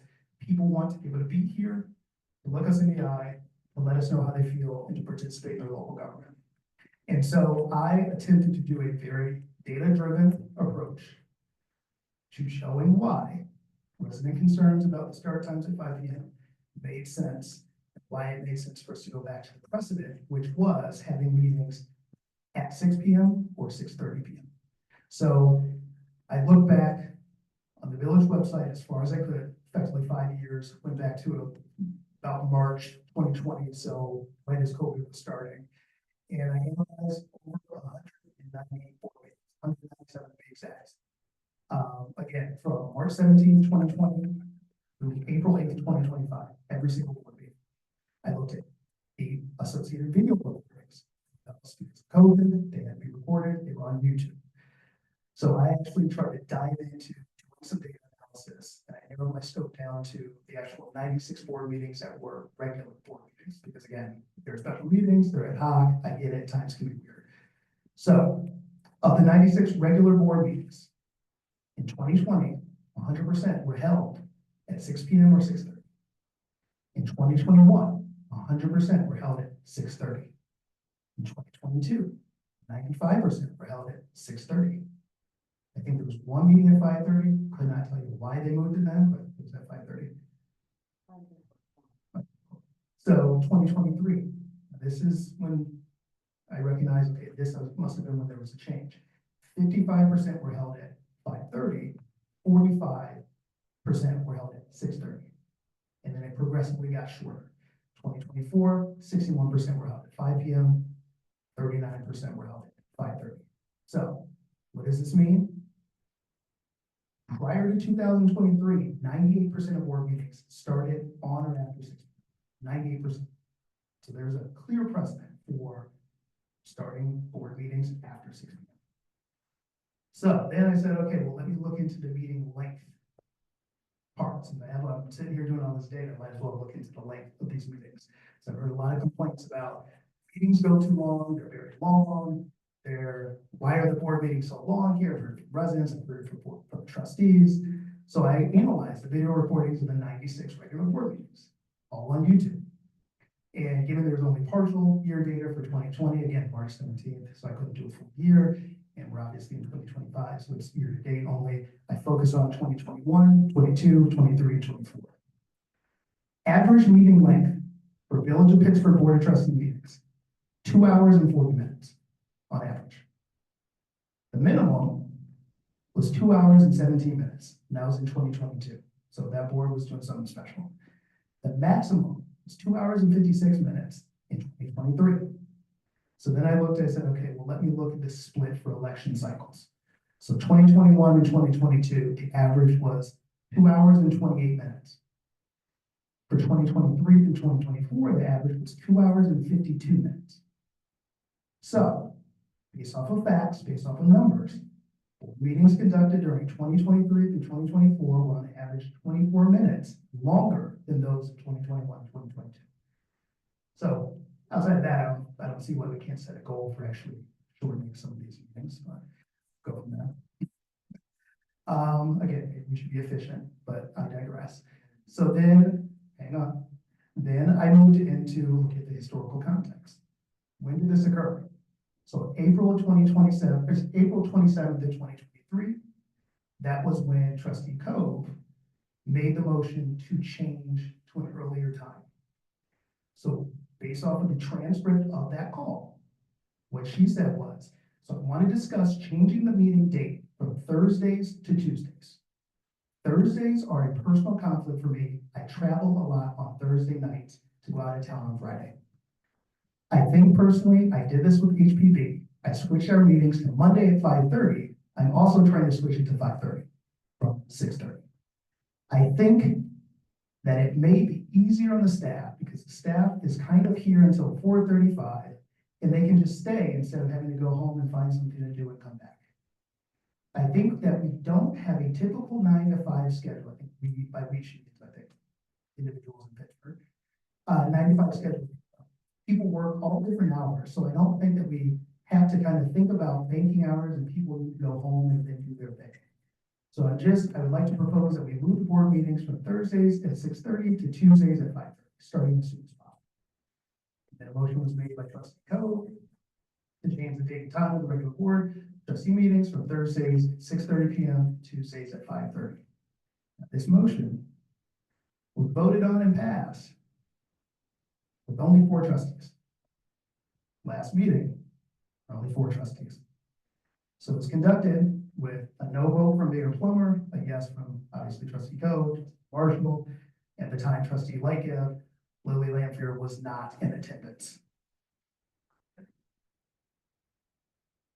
Fast forward to our last meeting. On April 21st, 2025, I presented this same data collection to the board of trustees. Trustee Coe was not in attendance and she was on vacation. The board received multiple emails from village families in support of moving back the start time of regular board meetings to accommodate additional residents' ability to participate. No, the board stated I was not allowed to read residents' emails out loud despite residents' requests that they be read aloud. It was noted that emails were public record and an interested resident could file a Freedom of Information Law request to see the email. During the meeting, a village resident noted they were forced to leave work early in an attempt to arrive by 5 PM. And yet they were still unable to make it in time for public comment due to finding childcare and being impacted by traffic. Trustees Lembeck and Marshall voiced opposition to conducting a vote without trustee Coe present. I noted that the April 27, 2023 vote was conducted with only 4 trustees. Thus, there was a precedent to proceed and hold the vote.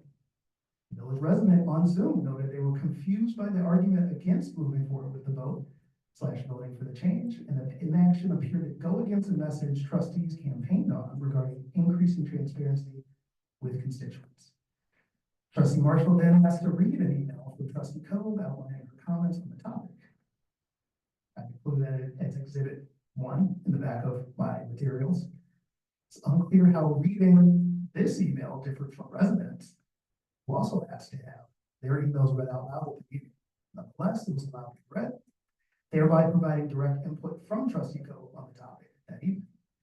I noted that I, as a trustee, would also be directly impacted by the 5 PM start time, given my wife works until 5:15 PM every day, and I need to pick up my 3-year-old from school at 4:45 PM, and then drive down Monroe, all the traffic on Monroe, we all know and love, to try and get here, for him to sit in the audience by himself, the 3-year-old by himself, until my wife can drive to Village Hall to get him and go, hang on.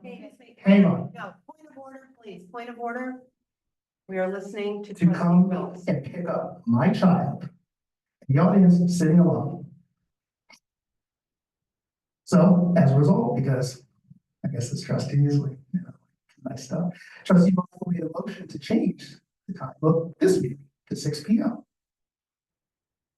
Mayor Plummer and trustee Lembeck voted yes. I voted no, because that's a Band-Aid.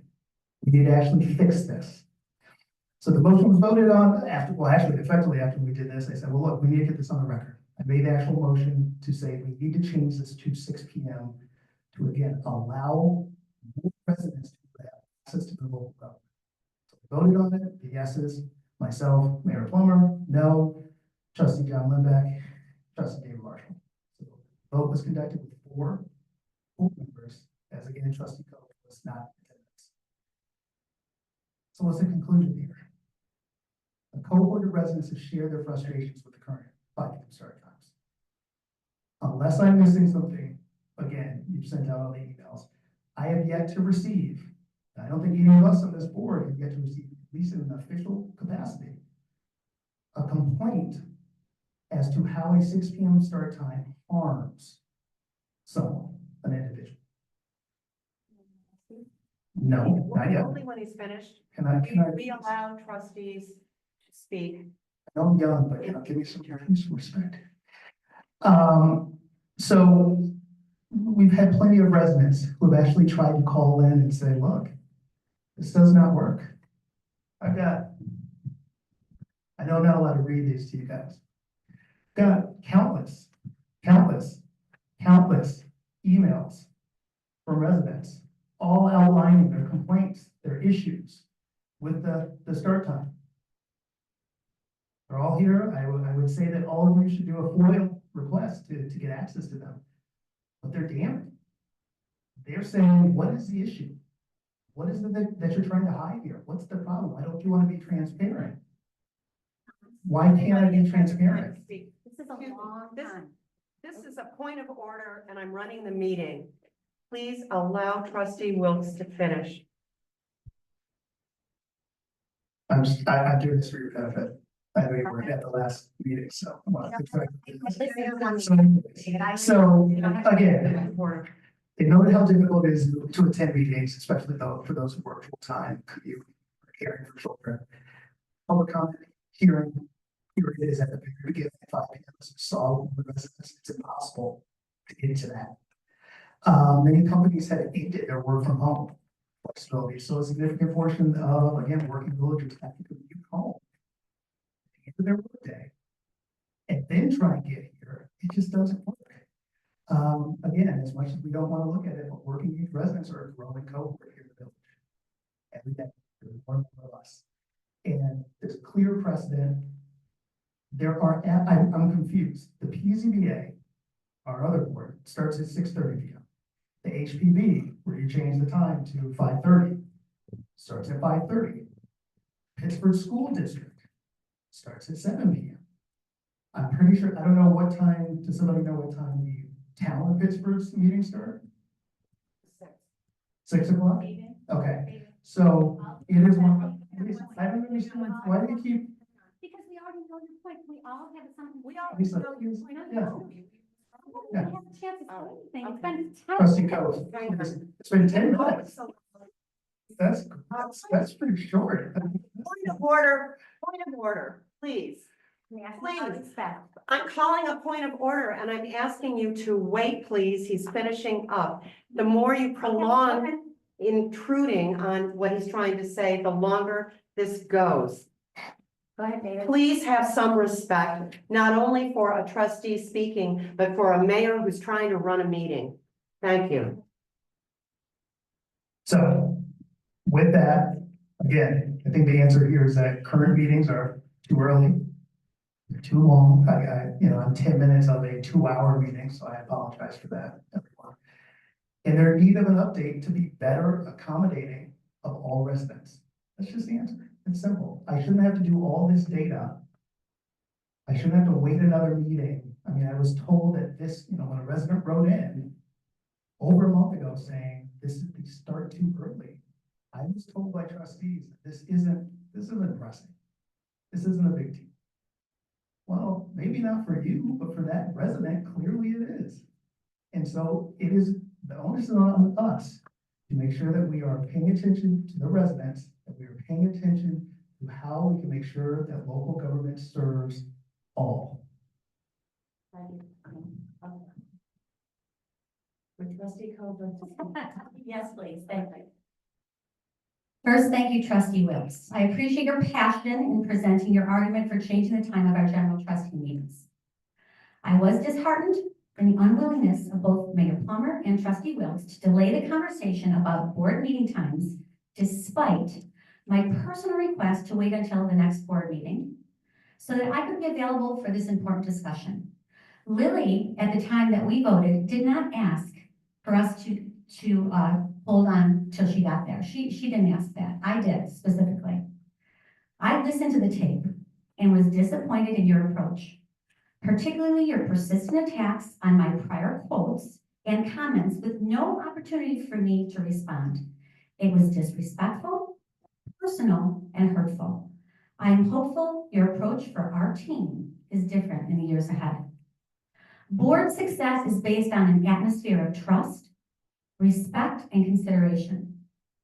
As to not spend any more time, trustee time or resident time on this, I'm taking the concerns of residents that spoke out, all those papers you just showed us, we've all seen them, as well as the personal conflict you, trustee Wilkes, have with the 5 p.m. start, to make a motion to change the trustees' regular board meetings from 5 to 6 p.m. on the second and fourth Tuesday, except for summer hours of each month.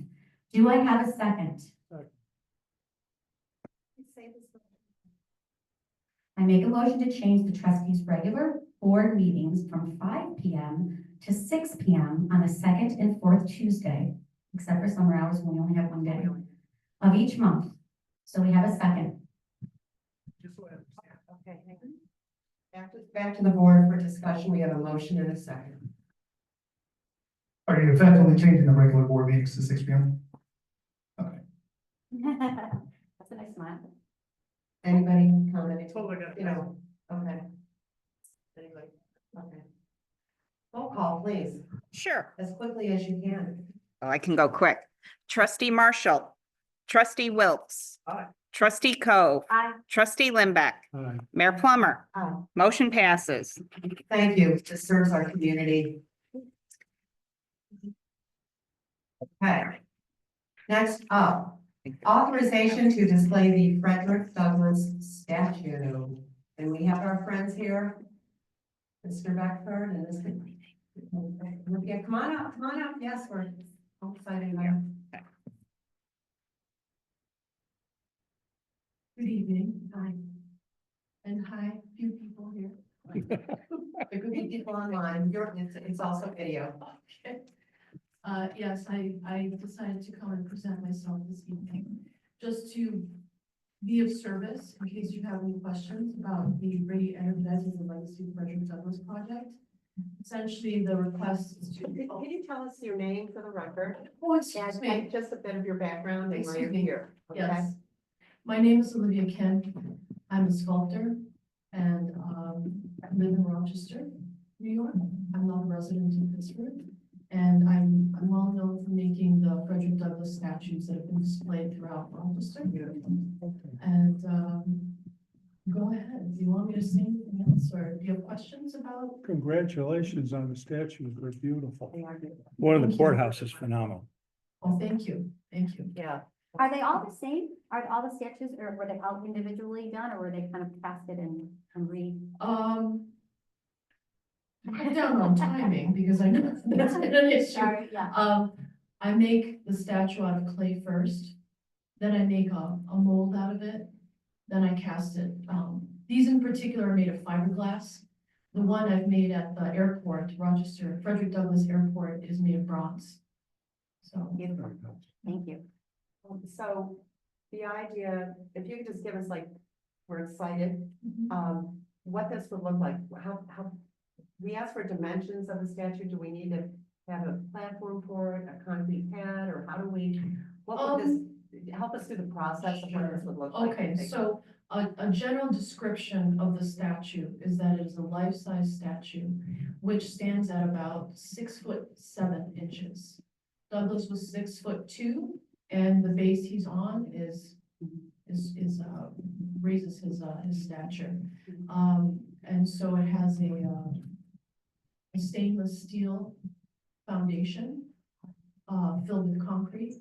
So this reiteration of the Douglass statue is more robust than the ones that I made for Rochester. And the stainless steel is to help with, withstanding the outdoors. I've heard that there's a possibility to display the statue next to the canal. So the stainless steel should make everything, okay for that purpose. And essentially, the mounting instructions for this statue would be to screw it into concrete with plastic anchors. That is what the City of Rochester maintenance crew has done for this statue, and there haven't been any issues with that. What's the weight of the statue? It's hard to say. You can get back to us with it, that's okay. We don't, that's what we would need, and so. I'm would it guessing be our- 175 pounds. I'm gonna guess about that, maybe 200. And so would we be doing the installation, like our DPW crew, would you have people help install it? What is? I do not have a personal crew to be able to. What has happened in the past? How does this work when you do this in other areas? That's what I'm Exactly. curious. So I always have the City of Rochester come. We schedule a time for the maintenance crew Okay. to come to my studio, pick up the statue and then install it at whatever location. How much actual room do we need for the statue? I mean, I've seen them, so it's not a lot of room. Well, okay, what makes these statues so fun is that everybody loves to pose with these statues. So we would want. So I would just accommodate for space for gathering and for someone to stand back. Mhm. I remember there was an issue where we were going to display the statue right in front of what used to be the Tallman Building in downtown Rochester, but it was right next to a bus stop. So if somebody backed up, there's a possibility of getting hit by a bus. So we had to scrap that, even though there was time put into that kind of approval. But if you would like, I could personally come and consult in terms of possible locations. I think I'm very that would happy be to do that. helpful To have you engaged that way, so we're doing everything. What do you? I have a question real quick. How are we privileged as a community to be able to get a statue like that in our community? Like, how did that start? Did somebody reach out to you? Did you reach out to us? Actually, Pittsburgh Fine Art Gallery, one of the artists there Uh-huh. invited me to display the statue at their gallery. Okay. So for the Paddle and Pour event on the 24th this month, I will be bringing the statue for that day to display and to present to the Pittsburgh public Okay, and whatever visitors. sure.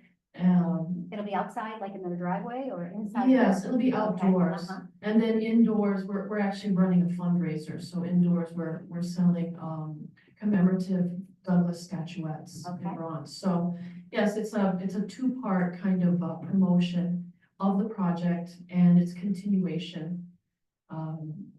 And then I was speaking to Kevin Beckford about the idea of bringing the statue to Pittsburgh. He said, you should, talk to Mayor Plummer and try to get this thing installed on a longer term basis. So that long term, that's up to you. Is this gonna be permanent or do we have to give it back? Well, that's my question to you, whether this is a permanent or temporary fixture. The statute does require a certain amount of maintenance. I would say every 3 years. It's anyone who owns a boat, which I don't, but I know now. People who own boats, they have to revarnish every 3 years. So you're sealing it. It's just a technicality of varnish being exposed to UV rays. So, I would just have to, sandblast and revarnish the statue once every 3 years. Like the 100,000 mile checkup. Sure. So, That sounds like running terminology. so you would make this statue specifically for us? Like you would, this is not made, this is something that you would make for us? This actually would be one of the renovated statues that's coming from the city of Rochester. Okay. I can make a new one for you. Both are options. When I'd spoken to Kevin and, I had actually been able to speak to you personally, Mayor Plummer, but if you were to temporarily display the statue, then I would lend the restored Douglas to you. Mhm. But if you want a permanent fixture, which I would advise eventually, have some kind of shelter, if it's gonna be outdoors or indoors, right? If you want a permanent statue, Mhm. I can make a brand new one for you as well. And what It's would all- it cost be or something like that? Well, like I'd said, that, we're trying to raise funds for the continuation of this Douglas project. And so, what we've been charging is, $15,000 for a new statue. And part of it will pay me to make the statue and all those costs. And then the rest is actually gonna be a donation to this fundraiser. So, the one that's coming in on the 24th, is that the one that you would like to have stay in the village? That is, that will be I actually got slammed with a new project, so I'm revising my previous thought. Most likely it's going to be a loan from the organization that hired me to make these. They have their own version of the statue. So it's probably most likely going to be a single day loan. And then after that, I will have time to, Okay, then after, we'll sort out. yeah, I'll be able to, yeah. Okay, that was what I was thinking. Yes, I wasn't sure exactly, I'm sure you're well aware of the 250th anniversary next year. So, you know, it's really up to you how you want to present the statue, when you want to. Yeah, it's all to you.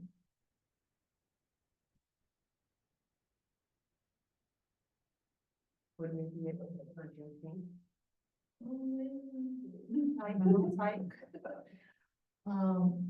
I am working on something up until July 1st. Oh, wait, what year? Are you talking about this? This year or next year? Well, we could do it for next year for the 200, I'm just trying to think of something sort of momentous, you know, which would be really cool. There's the Emancipation Proclamation. That's in September. That I can do. Oh. No, I can do that. I'm looking at Kevin if we know. That would fly. Do we have a location, Mayor, that? Well, we're gonna have to figure that out. We're gonna have to figure out a location which we know we can, and we'll come back to the board with a couple places and things like So that. if it was lent to us just for a certain period of time, is there a cost to that? Yes, I hadn't really thought about how much that would be. I know, it cost me about, Why don't we do this? it Why don't we cost do- me, like normally I would charge about 2,000 just to restore the statue. If I could get some more from that, that would be great. How about if you really come up with a solid number that's really workable? Sure, You sure, know, yeah. because we also want to support an artist, and we're appreciative of this. Yeah. I think, I'm excited about this, I love this idea, I love to shoot for the September date. Also, I think that'd be really great for school kids, you know, I mean, we can really, this could be just a really cool event. So, I mean, we all kind of up for this? We're gonna do some improvements down at the canal. I think this would be a great. We have an great thing to opportunity. do, you know. Yeah, we have an opportunity here, so, Yes, I am lining up with the Pittsford Library. Yeah. To do a presentation of the project. There is actually a Frederick Douglass activity sheet that I'm trying to promote, just to once again promote this fundraiser. So, the focus is on, teaching children, about, you know, what Frederick Douglass wrote about his life and such, and, to promote their personal creativity. So that I thought was Can important. I ask you, did you by chance approach the town, Bill Simmons at the town, because I know that the town has significant properties that would be a great place to present the statue as well, in front of the library, they have the pocket park. Was this, No, it wasn't. brought to the town? I mean, this is all very impromptu. I mean, I'm shocked to be here. Okay.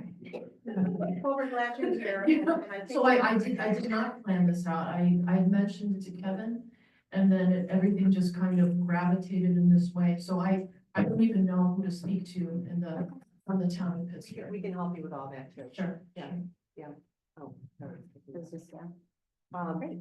Yeah, I mean, I'm excited to pursue this. I think, but we want to make sure, you know, get your numbers together that really work for you. Sure. So we know, you know, what we need in terms of like next steps for us, Okay. okay? Okay. Who should I write to, send the email to? The village clerk? Village clerk. Okay. Yeah, we'll set all that up. Okay. It's all good. Okay. So the action item then coming out of this meeting, get your numbers together. Mhm. We're gonna have the date that we're targeting. We'll bring it right back to the board. We have another meeting later on this month. Maybe we can turn it around. Yeah, that would be great. That Also way too, when I queued up with it. Yes, and when I think of September, really, it does coincide well with the school year, because I was about to approach the schools as well in the area. So I think, yeah, I'll be able to get Can I to ask one that. more question? Where else are the statues? How many are in the Rochester, greater Rochester area? Well, I've restored 10 for the city of Rochester, And they're all in the and city? three are on display. Okay. One in the courthouse, Uh-huh. one at the Reservoir Park, Uh-huh. Aqueduct Park, that's the correct Yeah, term, right? and also at the Rundell Library. They're all within the city limits. Yes, and 7 are in storage, so I don't even know what to say about that, but yes, there's, Okay. yeah, but I think 17 total of these statues. But when it comes to public display as opposed to private, there are 2 there's one at the University of Rochester, one at RIT, but nothing within this area. Which is, great, you know, it's exciting. to Yeah, bring it so into it's, yeah, an it's area where we nice, haven't you know, been. Freddie needs to spread Yeah. his, you know. Yeah, Yeah. yes, yeah. Well, thank you Could I- so much. Could I interject for a second? Yeah, Jeff. I'm not sure she's got the direction in terms of what this board is looking for, whether it's gonna be a loan, whether it's gonna be a permanent deal.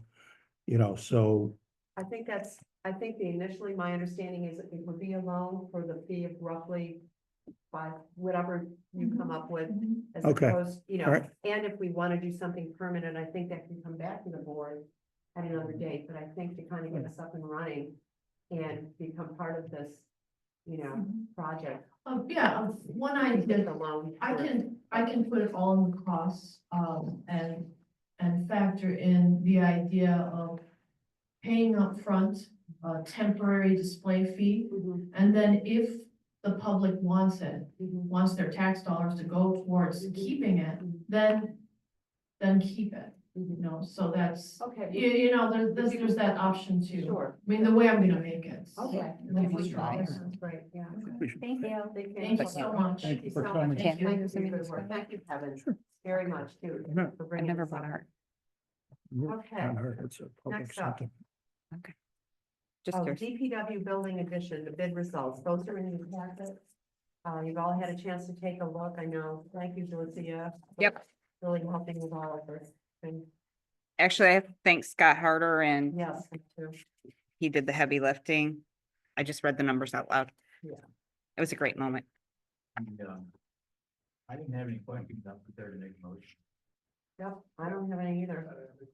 I make a motion that we approve the, DPW expansion project, send that to Mason Trench Company on the recommendation of our engineer Scott. Nope, we're fine on the second. Okay. If it's motion and a second, it's back for discussion with the board. Would like it, or we can do a roll call. Okay, we're good. Okay. Roll call, please. Trustee Marshall, trustee Wilkes, trustee Co, Hi. trustee Limbeck, Hi. Mayor Plummer. Motion passes. Next up, sewer lining contract for services bid. And this is, you want to just speak to that, to Stanek? Yep, This is- with speaking with their attorney and speaking with Scanex, this was supposed to be renewed last year and a little glitch occurred. So what we're trying to do is just renew the contract for 2025. For the same terms. Same Nothing terms. changes. It's It Stanek, doesn't, both parties both agree it was supposed And to the be town extended. piggybacks with us. Yes, and the town's on a piggyback. It just benefits the village and it should have been done. Yeah. It's oversight. Thing. Their motion. So I'll make a motion that we reestablish the cured in place piping rehabilitation services of the term contract with Scanex. I second. I think for the 2025 year, right? For the 2025 year. I second. Roll call, please.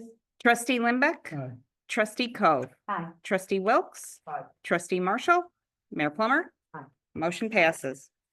Okay, next up, zoning review for the LOR district.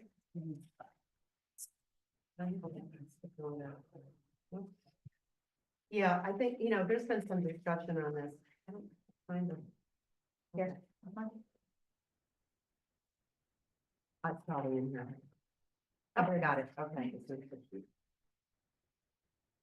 Yeah, so this, and I believe also you received a memorandum from the planning and zoning board also regarding, you know, taking a look at this, that, you know, it seems like we could maybe just, at least with this, expand it a bit. There may be other things we'd like to add in, but I think that, and Dave, I think you brought that up appropriately, you know, maybe a workshop, a larger conversation.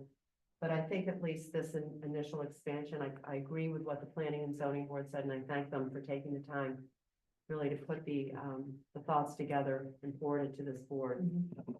Steve, I know you've had some input as well, and thank you for that. You know, I think the action at this point would be to direct our attorney, you know, to just make these revisions. If anybody had any thoughts on it. Yeah, Steve? I was just curious if VCB was gonna be included in that. I'm sorry, VCB. VGB or not, VCB, okay, got it. not at this point, but that I think, again, we're gonna have a workshop because we know we have a little more heavy lifting to do. This, I think, gets us going, you know? Yeah, but I hear where you're going with that because I know you've had a long list and I know the PZBA has as well, so. Okay. So, We need a motion to schedule a yeah, workshop. we could do it. Well, no, we need a motion to direct Jeff to just do the revisions as Okay, per the memorandum From the received from the planning and zoning board. Right. That- So that's just the medical use. that- Yeah, Just yeah, adding for the medical medical, you know, use. just to keep it moving at this point, and then I think we were gonna look at dates for a workshop too. Yep. Yeah, so we can do that as well. so I'll make a motion to direct the attorney to incorporate the changes suggested by the PZBA for the limited office residential zoning district. Okay, roll call please. Trustee Marshall. Aye. Trustee Wilkes. Aye. Trustee Cove. Aye. Trustee Limbeck. Aye. Mayor Plummer. Aye. Motion passes. All right, next up. Bicycles and e-bikes, yeah, this is the thing. And I know you felt we're currently in our code for this, and it's interesting because the code was revised. When was it, 2020, Dorothea, for the canal path to dismount your bike and, Yeah. you know, walk your bike. And look, I know it's all problematic, but we're running into the same issue, particularly on North and South Main Street through the commercial district. And in fact, I think it was last week when there was a young kid on an e-bike who was hit by a truck turning into the municipal parking lot for the library. off of Main. He was on the sidewalk, truck came around, didn't see him quickly enough.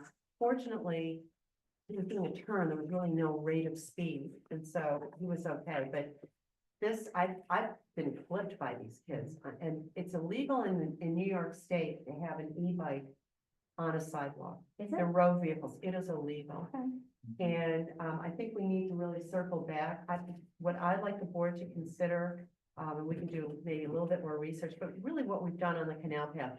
Get off your bike and walk it through a really dense area where there's a lot of traffic, whether it's sand patch, people disembarking, shops, the pavilions, you know, there's a lot of action there. And same thing in the commercial district. So maybe we look at both sides of the street, like maybe, you know, from like, yeah, South Main, like Lincoln, starting at Lincoln, and then maybe, you know, on the other side, I don't know, starting at Locust, you know, we sort that. And I think maybe what we could do, maybe Steve, you and, you know, some of the DPW crew, Mikey, you guys are boots on the ground. You see all this stuff going on and come up maybe with a map for us to review. And then we would think about signage, what that would look like, because it's a matter of time. What if we did the whole village? Yeah, we could do the whole village too. Keep it simple. We could. I mean, I'm just saying, at least in this commercial area, you know, now, younger kids with bikes, unless worried about, and I think, I don't know if it's even in our code, or it used to be, we're up to the age of, I think, 12, you could ride on the sidewalk. I don't even know if that exists anymore in the code. I remember that going I years think back. so. Oh, yeah, because I remember that even when I was a kid. No, it doesn't exist, that's what I'm saying. Yeah, oh, it doesn't exist. Okay, maybe it's never.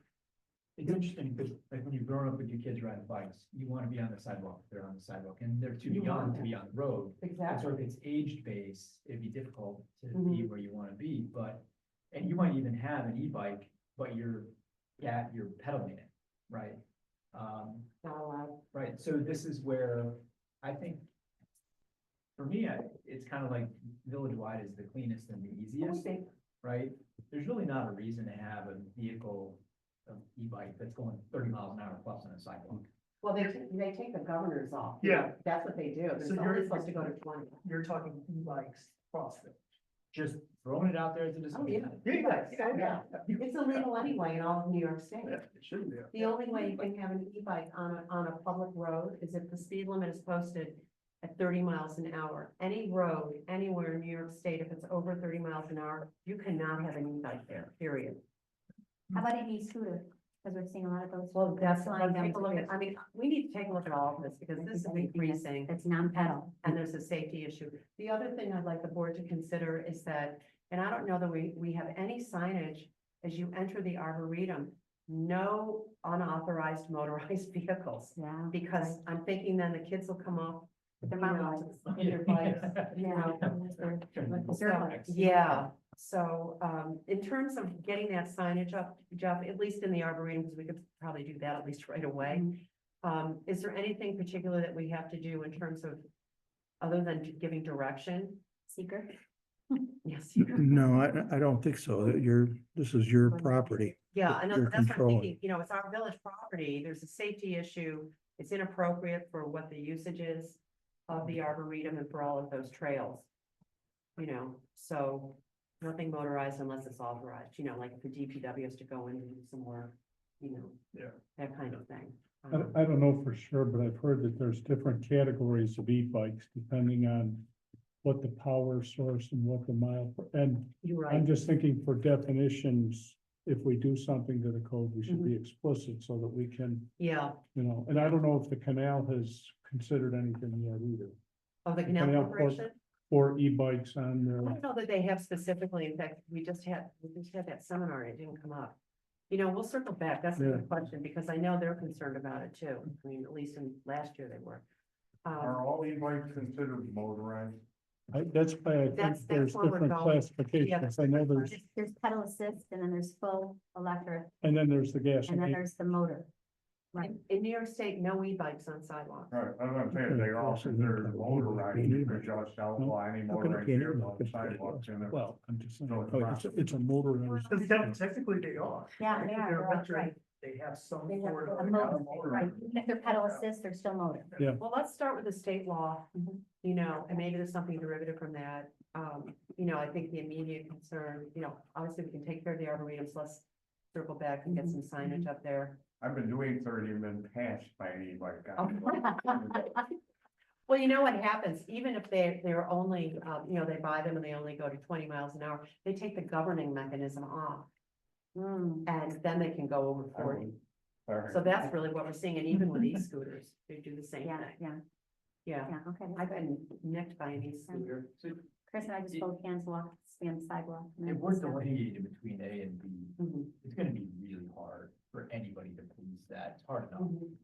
And I don't know, it's just a question of how clean you make it, right? How necessary is it to have an e-bike of any sort on a sidewalk? I think it's right, I agree, I think it's unnecessary. My only thought on it, Right, I think village wide. You're saying push for village wide, is what you're saying. Yeah, push for village wide, I agree. I mean, so my daughter rollerblades, sometimes fairly fast, looking down the driveway, hits the sidewalk, comes back up my neighbor's driveway. And that little turn, I got some bushes near me that if somebody's on an e-bike going 20 miles an hour, she's getting whacked. Yeah. And so I'm basically. No, I think we're all. Yeah, agreed. I agree. I don't think there's an argument to be made otherwise. no, I only suggested the definitions Yeah. because I don't want if we say Clarity. no e-bike, somebody comes back, well, I have a this, you know. so that- No motorized. So, yeah, nothing use a motorized. motor. Okay, so then the action item is let's get signs up for the Arboretum. We'll talk we'll work with you and with DPW. Make that happen. I think that's something that's quick. And then we'll circle back on what it would look like for us to amend this code for bicycles. I mean, not for nothing. Bicycle, on a good bicycle, you can go 30 on those sidewalks. Well, in New York State, they single out e-bikes, not bicycles. I mean, you Well, can't, let's take a look at the code. We'll bring it back. We'll do some research. I mean, I'm not, I just I mean, think it's, But would this block like little kids from being able to like? Well, that's where you have a kid on a tricycle or with training wheels on the sidewalk. yeah, I know, I'm just telling you that you can move along on a 10-speed or 15 or whatever, you know, If you're, right, probably 21. not a 3-year-old.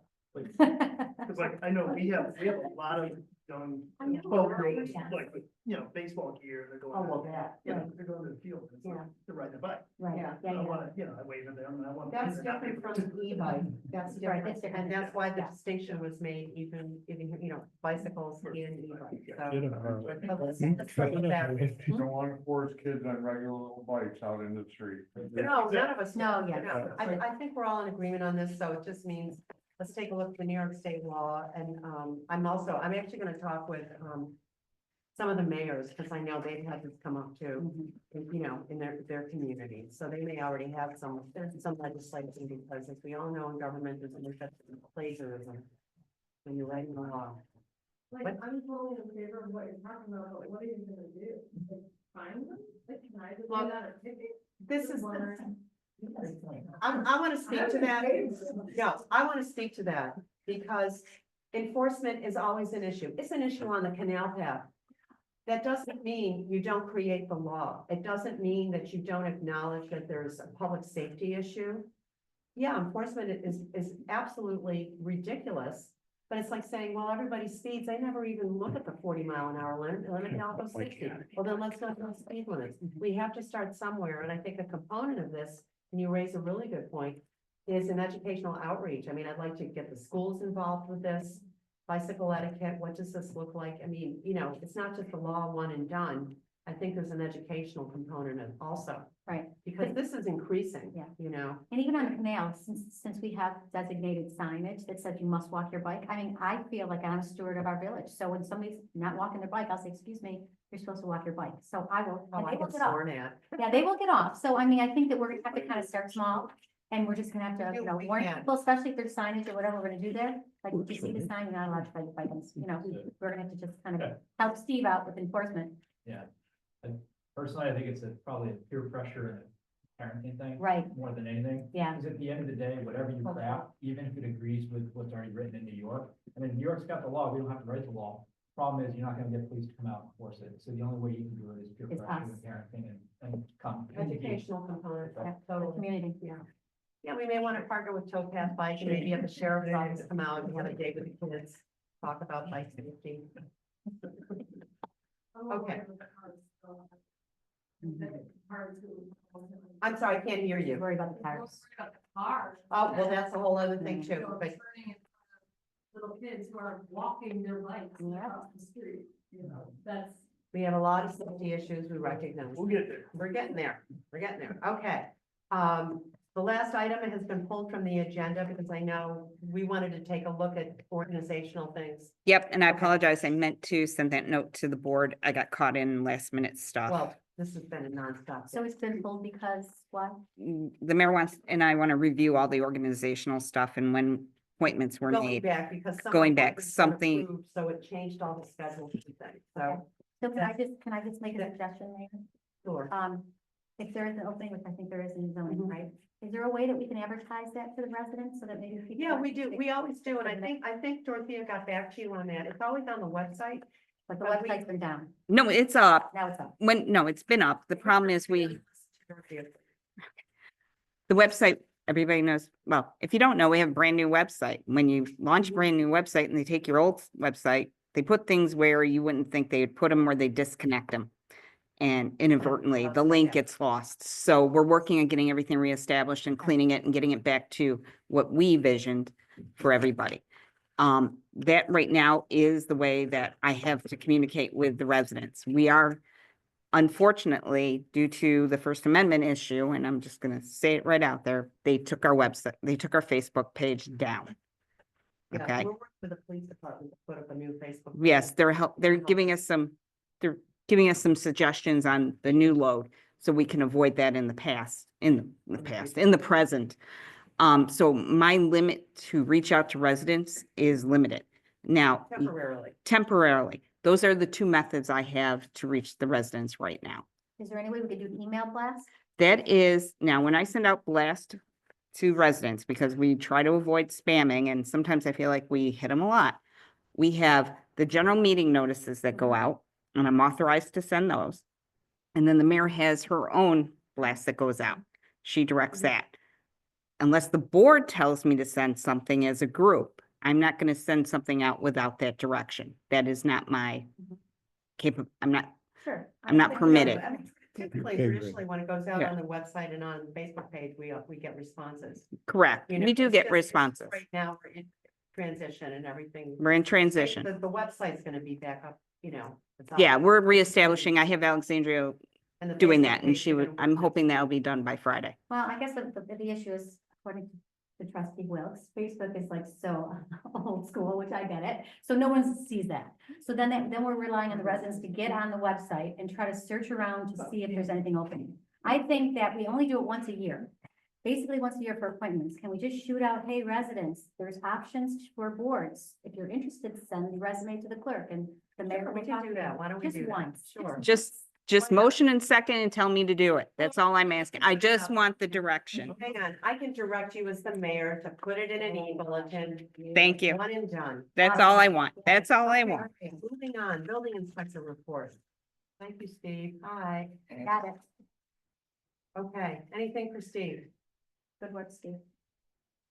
Bob, moving hard. Down to 2 rental registrations on, Yeah, you've been so diligent. Crazy. I takes a know. lot of time to chase some people down and or you sent out, they could send out a new letter and we actually got 2 in that were never on our radar. Exactly. That's kind of- So it always helps to keep those contacts going on. And squealing. Yeah. No, there's more than that. It's gonna count units. There's more than that. It's 126 registered owners. And then each short-term, like.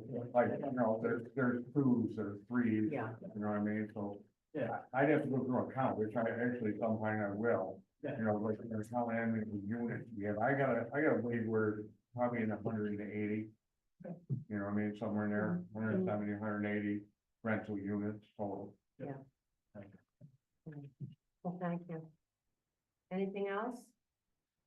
The DPW update is just real quick, because, you know, Zach's on vacation, so, I know that the urns went out, the Yep. flowers are coming in, what else, Dorothy? There were a couple other things. Just the flowers are coming. They've been trying to keep up. They've been brush pickup today. They've Maintaining been the last couple schedules. days. They were maintaining the schedule, so they are getting out and about and getting things done.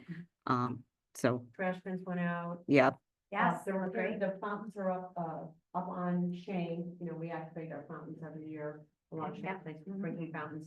But there's a problem with a couple of. there's a problem with the fountains. They're reaching out to the manufacturer. They've tried Yeah. everything that they can do in-house. They need a little more Okay. assistance, so Okay. they are working on that. Yep, they're working on that too.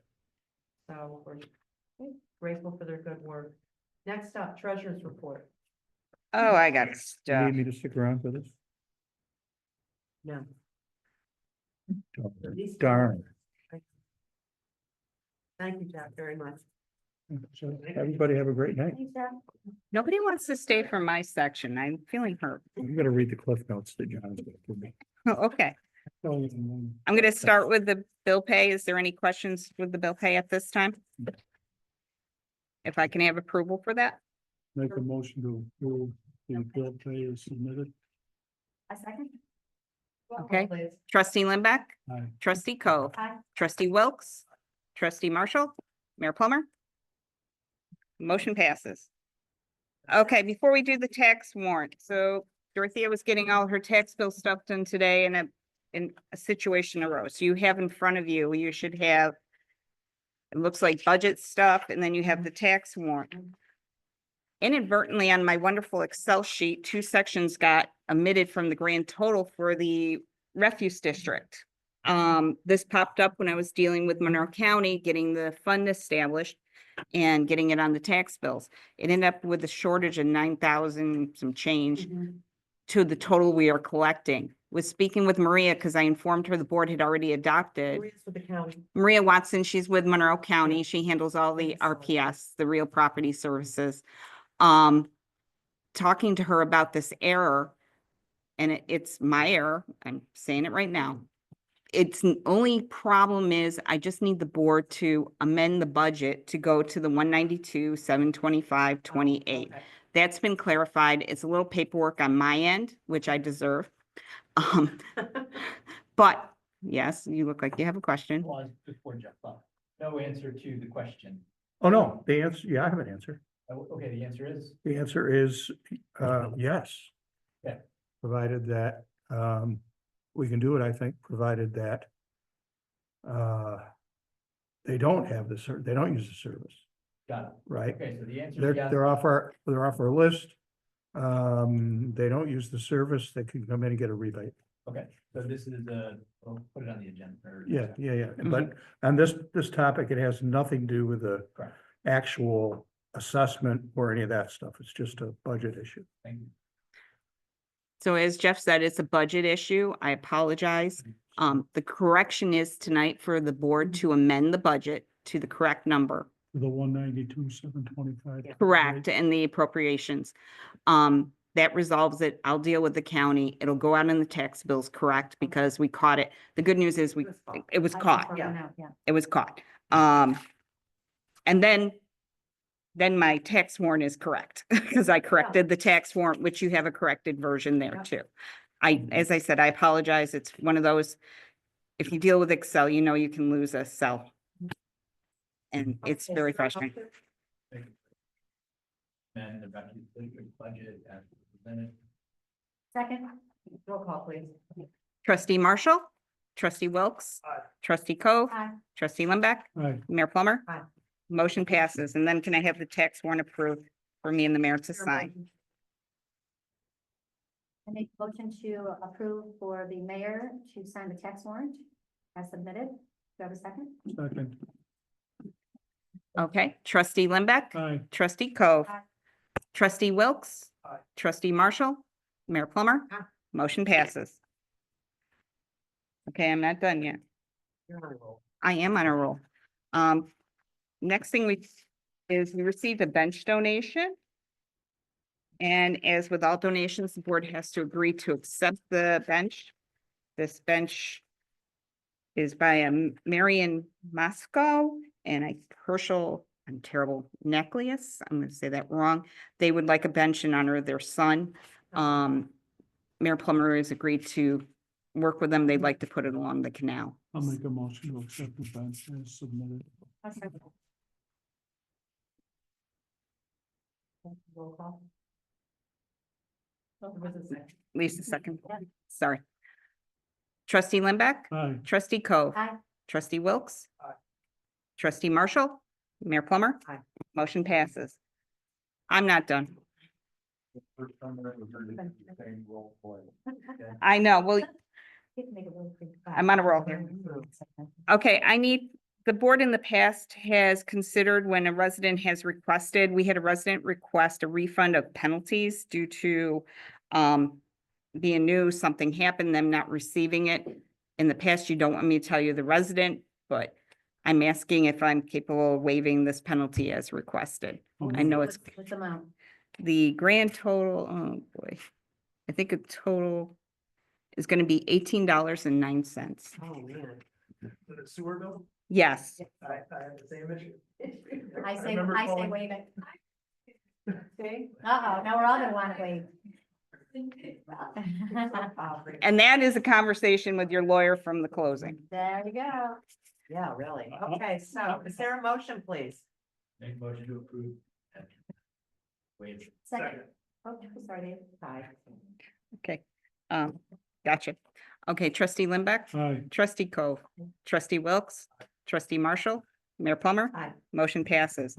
And as I forgot, because that's what's happening with me today, I need to amend the bill pay to include a check to pay this nice establishment for letting us use the room tonight.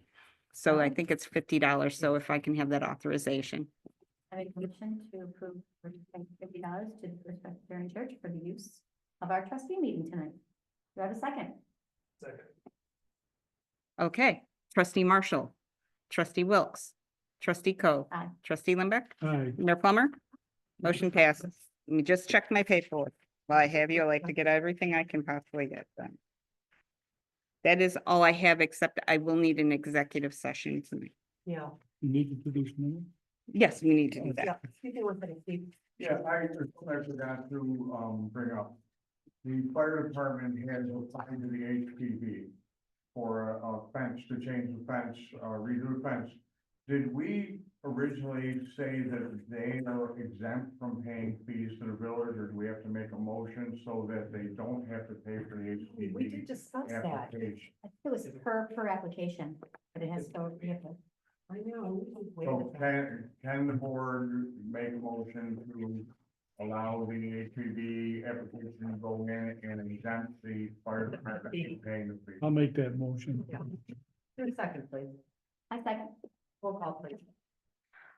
Trustee Marshall, trustee Wilkes, trustee Cove, Aye. trustee Limbeck, Aye. Mayor Plummer. Aye. Motion passes. Okay, great. Okay. Member items, anybody? I have a couple, but I don't want to take a long time, so I'm just gonna kind of throw it out there. First is, board appointments that I missed from the last meeting.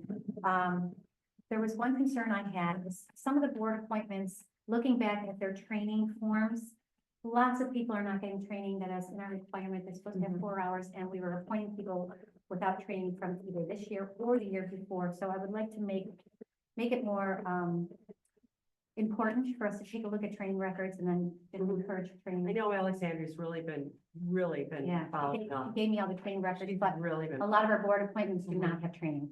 Okay, so Yeah, I think I'll send a memorandum Great. directly then. perfect, thank you. Yeah. And then, like I said, advertising, that's my other thing. The 3 things I'd like to maybe discuss in the future, but I just want to get it out there, is I would really like to talk about reinstituting a welcome wagon, Pittsburgh Village, welcome to the village, kind of for new residents. I know we had talked about that, but I would like to take a look at maybe putting something together. That'd be great. We Village have a News- lot of material I know. too. Right, and put a nice packet together, we can work with the realtor and have him provide us every 3 months with new residents, it'd be a pretty easy thing to do. Village newsletter, Mayor, you're planning on doing? Yeah, You- we're just trying to get the, the tech transitions done, the Yeah. Facebook page done, the upgrading on the website. Okay. And we actually went through, the archives, and we have templates of newsletters. So we're gonna be working with those and just updating them, so Sure. they're more current. So I think we can just really plug stuff And in. how often are you thinking of doing that? I think we should do at least a quarterly newsletter. Okay. Yeah. And then the last one is my favorite thing, this little trifold. I know I've talked to you guys before, but I would really like to take a look at doing some kind of trifold, especially with this bicentennial coming up and really trying to promote our village, if we're talking about tourism and doing something like this with a map of businesses, and I don't know, but. I think that'd be great, because you're liaison to the chamber. Okay, So why I don't you will work reach with- out to all the right. chamber? Great. And I will do follow that. up with them. I think they I'll would work love with the that. chamber. That'd be a great, promotional opportunity. Okay, You that's it. all I Okay, got. anybody else, member items? I have one, Yeah. I'm glad that the village sent out the letter this week about the refuse district. That was really helpful. And, I did get some feedback, not real widespread, people that are calling either Casella or Sarek. Their operators aren't aware of what's Oh. going on. Now, you can talk to a manager or whatever, but Interesting. several people said they, called to say, hey, my service is going to be, and That is good. the feedback. people didn't, and I talked to Dorothy. You did, about this, okay, so thank you. 'cause Yeah, we need to we follow raised- up. She was hoping that our newsletter or our communication would help, so. Yeah. No, and I'll reach out Okay, to our thank gentleman you. we've been Yeah, dealing with to because make it's sure coming up. it's really coming up as of June I 1st, so. know. Okay, That's all. To add on to that, one of the residents called and person at SAREC said, the village hasn't approved any district at all. So what are you talking about? And I'm, yeah, Everything in town like that. I can't. Individual district thing. wonderful. Oh, I'm sorry. I guess we've been getting some Okay, no, comments in here. Okay, thanks for bringing that up, though. I appreciate that. Any other member items? Gonna rattle them off real fast. Okay. Traffic DOT letters, we haven't done that yet, we should probably figure it out. If you could add to the agenda next time, refuse district inclusion, discussion. I'd like to welcome letter. There's been what appears to me more signage around the village than perhaps sometimes in the past. That might be on lawns, it might be folding signs, it might be Dunkin' Donuts, things like that. So my question is this. Is our sign requirements too strict or are they right? And if they're right, do we want to talk about it? As in, ask people I'm not sure what you So mean. for example, like, when Dunkin' Donuts has a big flying waving sign outside in front of New Thumbs, or the folding signs and things like that, our code, Oh, it's this weird thing, like, I'm not suggesting that our code's right, what I'm suggesting is we have a conflict between what's being done and our code. in And the either, district, yes, you're seeing right, and even in different residential, types of Yes, even in residential. that are not. marketing, conforming. or whatever, why, something that is a banner. Yeah, or whatever, like things that I know the code doesn't allow, it's the question of how much do I care? But if there's a dichotomy that exists, we should talk about it as to whether or not we want it to be Mhm. tightened, Enforced or enforced, changed. or Yes. change, and where do we lie? And this is both residential and business, and maybe it involves, having conversations with the chamber. I saw a really cool old picture once of Pittsburgh Village from what looked like probably the early 1930s, and all the signs were perpendicular, Which I love, parallel. I love, Right, we so- should be able to do that. So these are the kind of I'd like to things. speak to that really quickly, only because, I've done code rewrites with other municipalities about signage. Mhm. And when you have signs that have different aspects on your street, New Orleans is a really great example of that, believe it or not. You create greater interest in the streetscape. And when you have all flat signs, it's known as essentially like a flat affect Mhm. on your streetscape, because it's just chickadee. So when you break it up, there's visual cues for people in a different way when they engage with the streetscape. So I would love to look at that. And clearly businesses want signage perpendicular so that when people drive by, they see it. Especially since we're a walking community, Right. people that are walking and see it and they're walking. Human sports. This may be for some people, not a conversation that they welcome, but I think it's signage in general. Mhm. We should probably bring it back. I'm not saying it has to be next meeting, but I'd like to. Might not be a bad workshop topic. Yeah, I was gonna say, let's put it on our, our action items, to circle back on, and maybe it'll be like. Sure. Add it in. Okay. So two other things, the wayfinding idea, I like that. We had talked about, we had done a property owner, roundtable. We have not done a business owner roundtable. Mhm. I'd like to do that business owner roundtable, we call it the businesses, and we ask them, hey, let's get together, could be 6, could be 8. And salon owners, restaurant owners, and ask the question, what was that process like? How can we have made that journey easier? Or do you respect what we have in place? Where's that? And especially, we've had, I feel like 2 new businesses.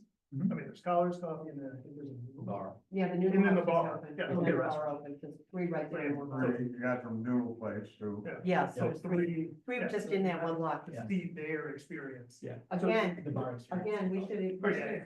we should engage the chamber with that, so maybe our liaison could help and reach out to the chamber about maybe, let's take a look at a roundtable Yeah. for okay. business owners. To kind of just, because it's gonna take a while to set up. One, they're going into season.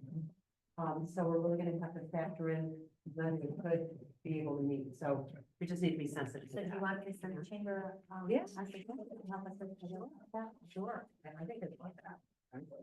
And I don't want to bring up the use tables and, salons and the like until after the conversation. Thank you. You know, Okay. All right. Okay. Good. Okay, so we do, need an executive session. It will not be that long. No, can you do the minutes first, though? Oh, I forgot minutes. I'm sorry. I didn't see That's it on okay. here. That's why. I just didn't. see Did I it. not You're put right. it on there? No, No, there is. Okay. Well, sleeping at So the I'll wheel. take a look. Any questions on the minutes? What was the date again? March 25th. Yeah, the March 25th minutes. Motion to approve the March 25th minutes. For a second, please. I second. Roll call, please. Okay.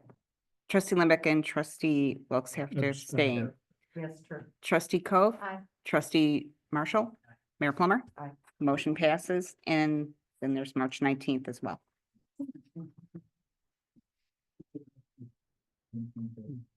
It's there. Okay. It's- Are you gonna get everything out here? Yeah, I've done it before. Okay, Yep, we I'm have a okay. motion. Is there a second? I'm sorry, I got interrupted. I didn't listen. David Dave and Hauser. Lisa. Not, who seconded it? It would be Lisa if she's gonna second. Yes, second. Lisa seconded. Okay. It's same call. Trustee Cove. Aye. Trustee Marshall. Mayor Plummer. Motion passes. Okay. We're done now? Yes, Okay, do your thing. okay, okay. I make a motion that we go into an executive session for the purpose of an HR discussion. I second. Trustee Limbeck. Aye. Trustee Cove. Aye. Trustee Wilkes. Trustee Marshall. Mayor Plummer. Aye. Motion passes. Okay, let me do my thing here.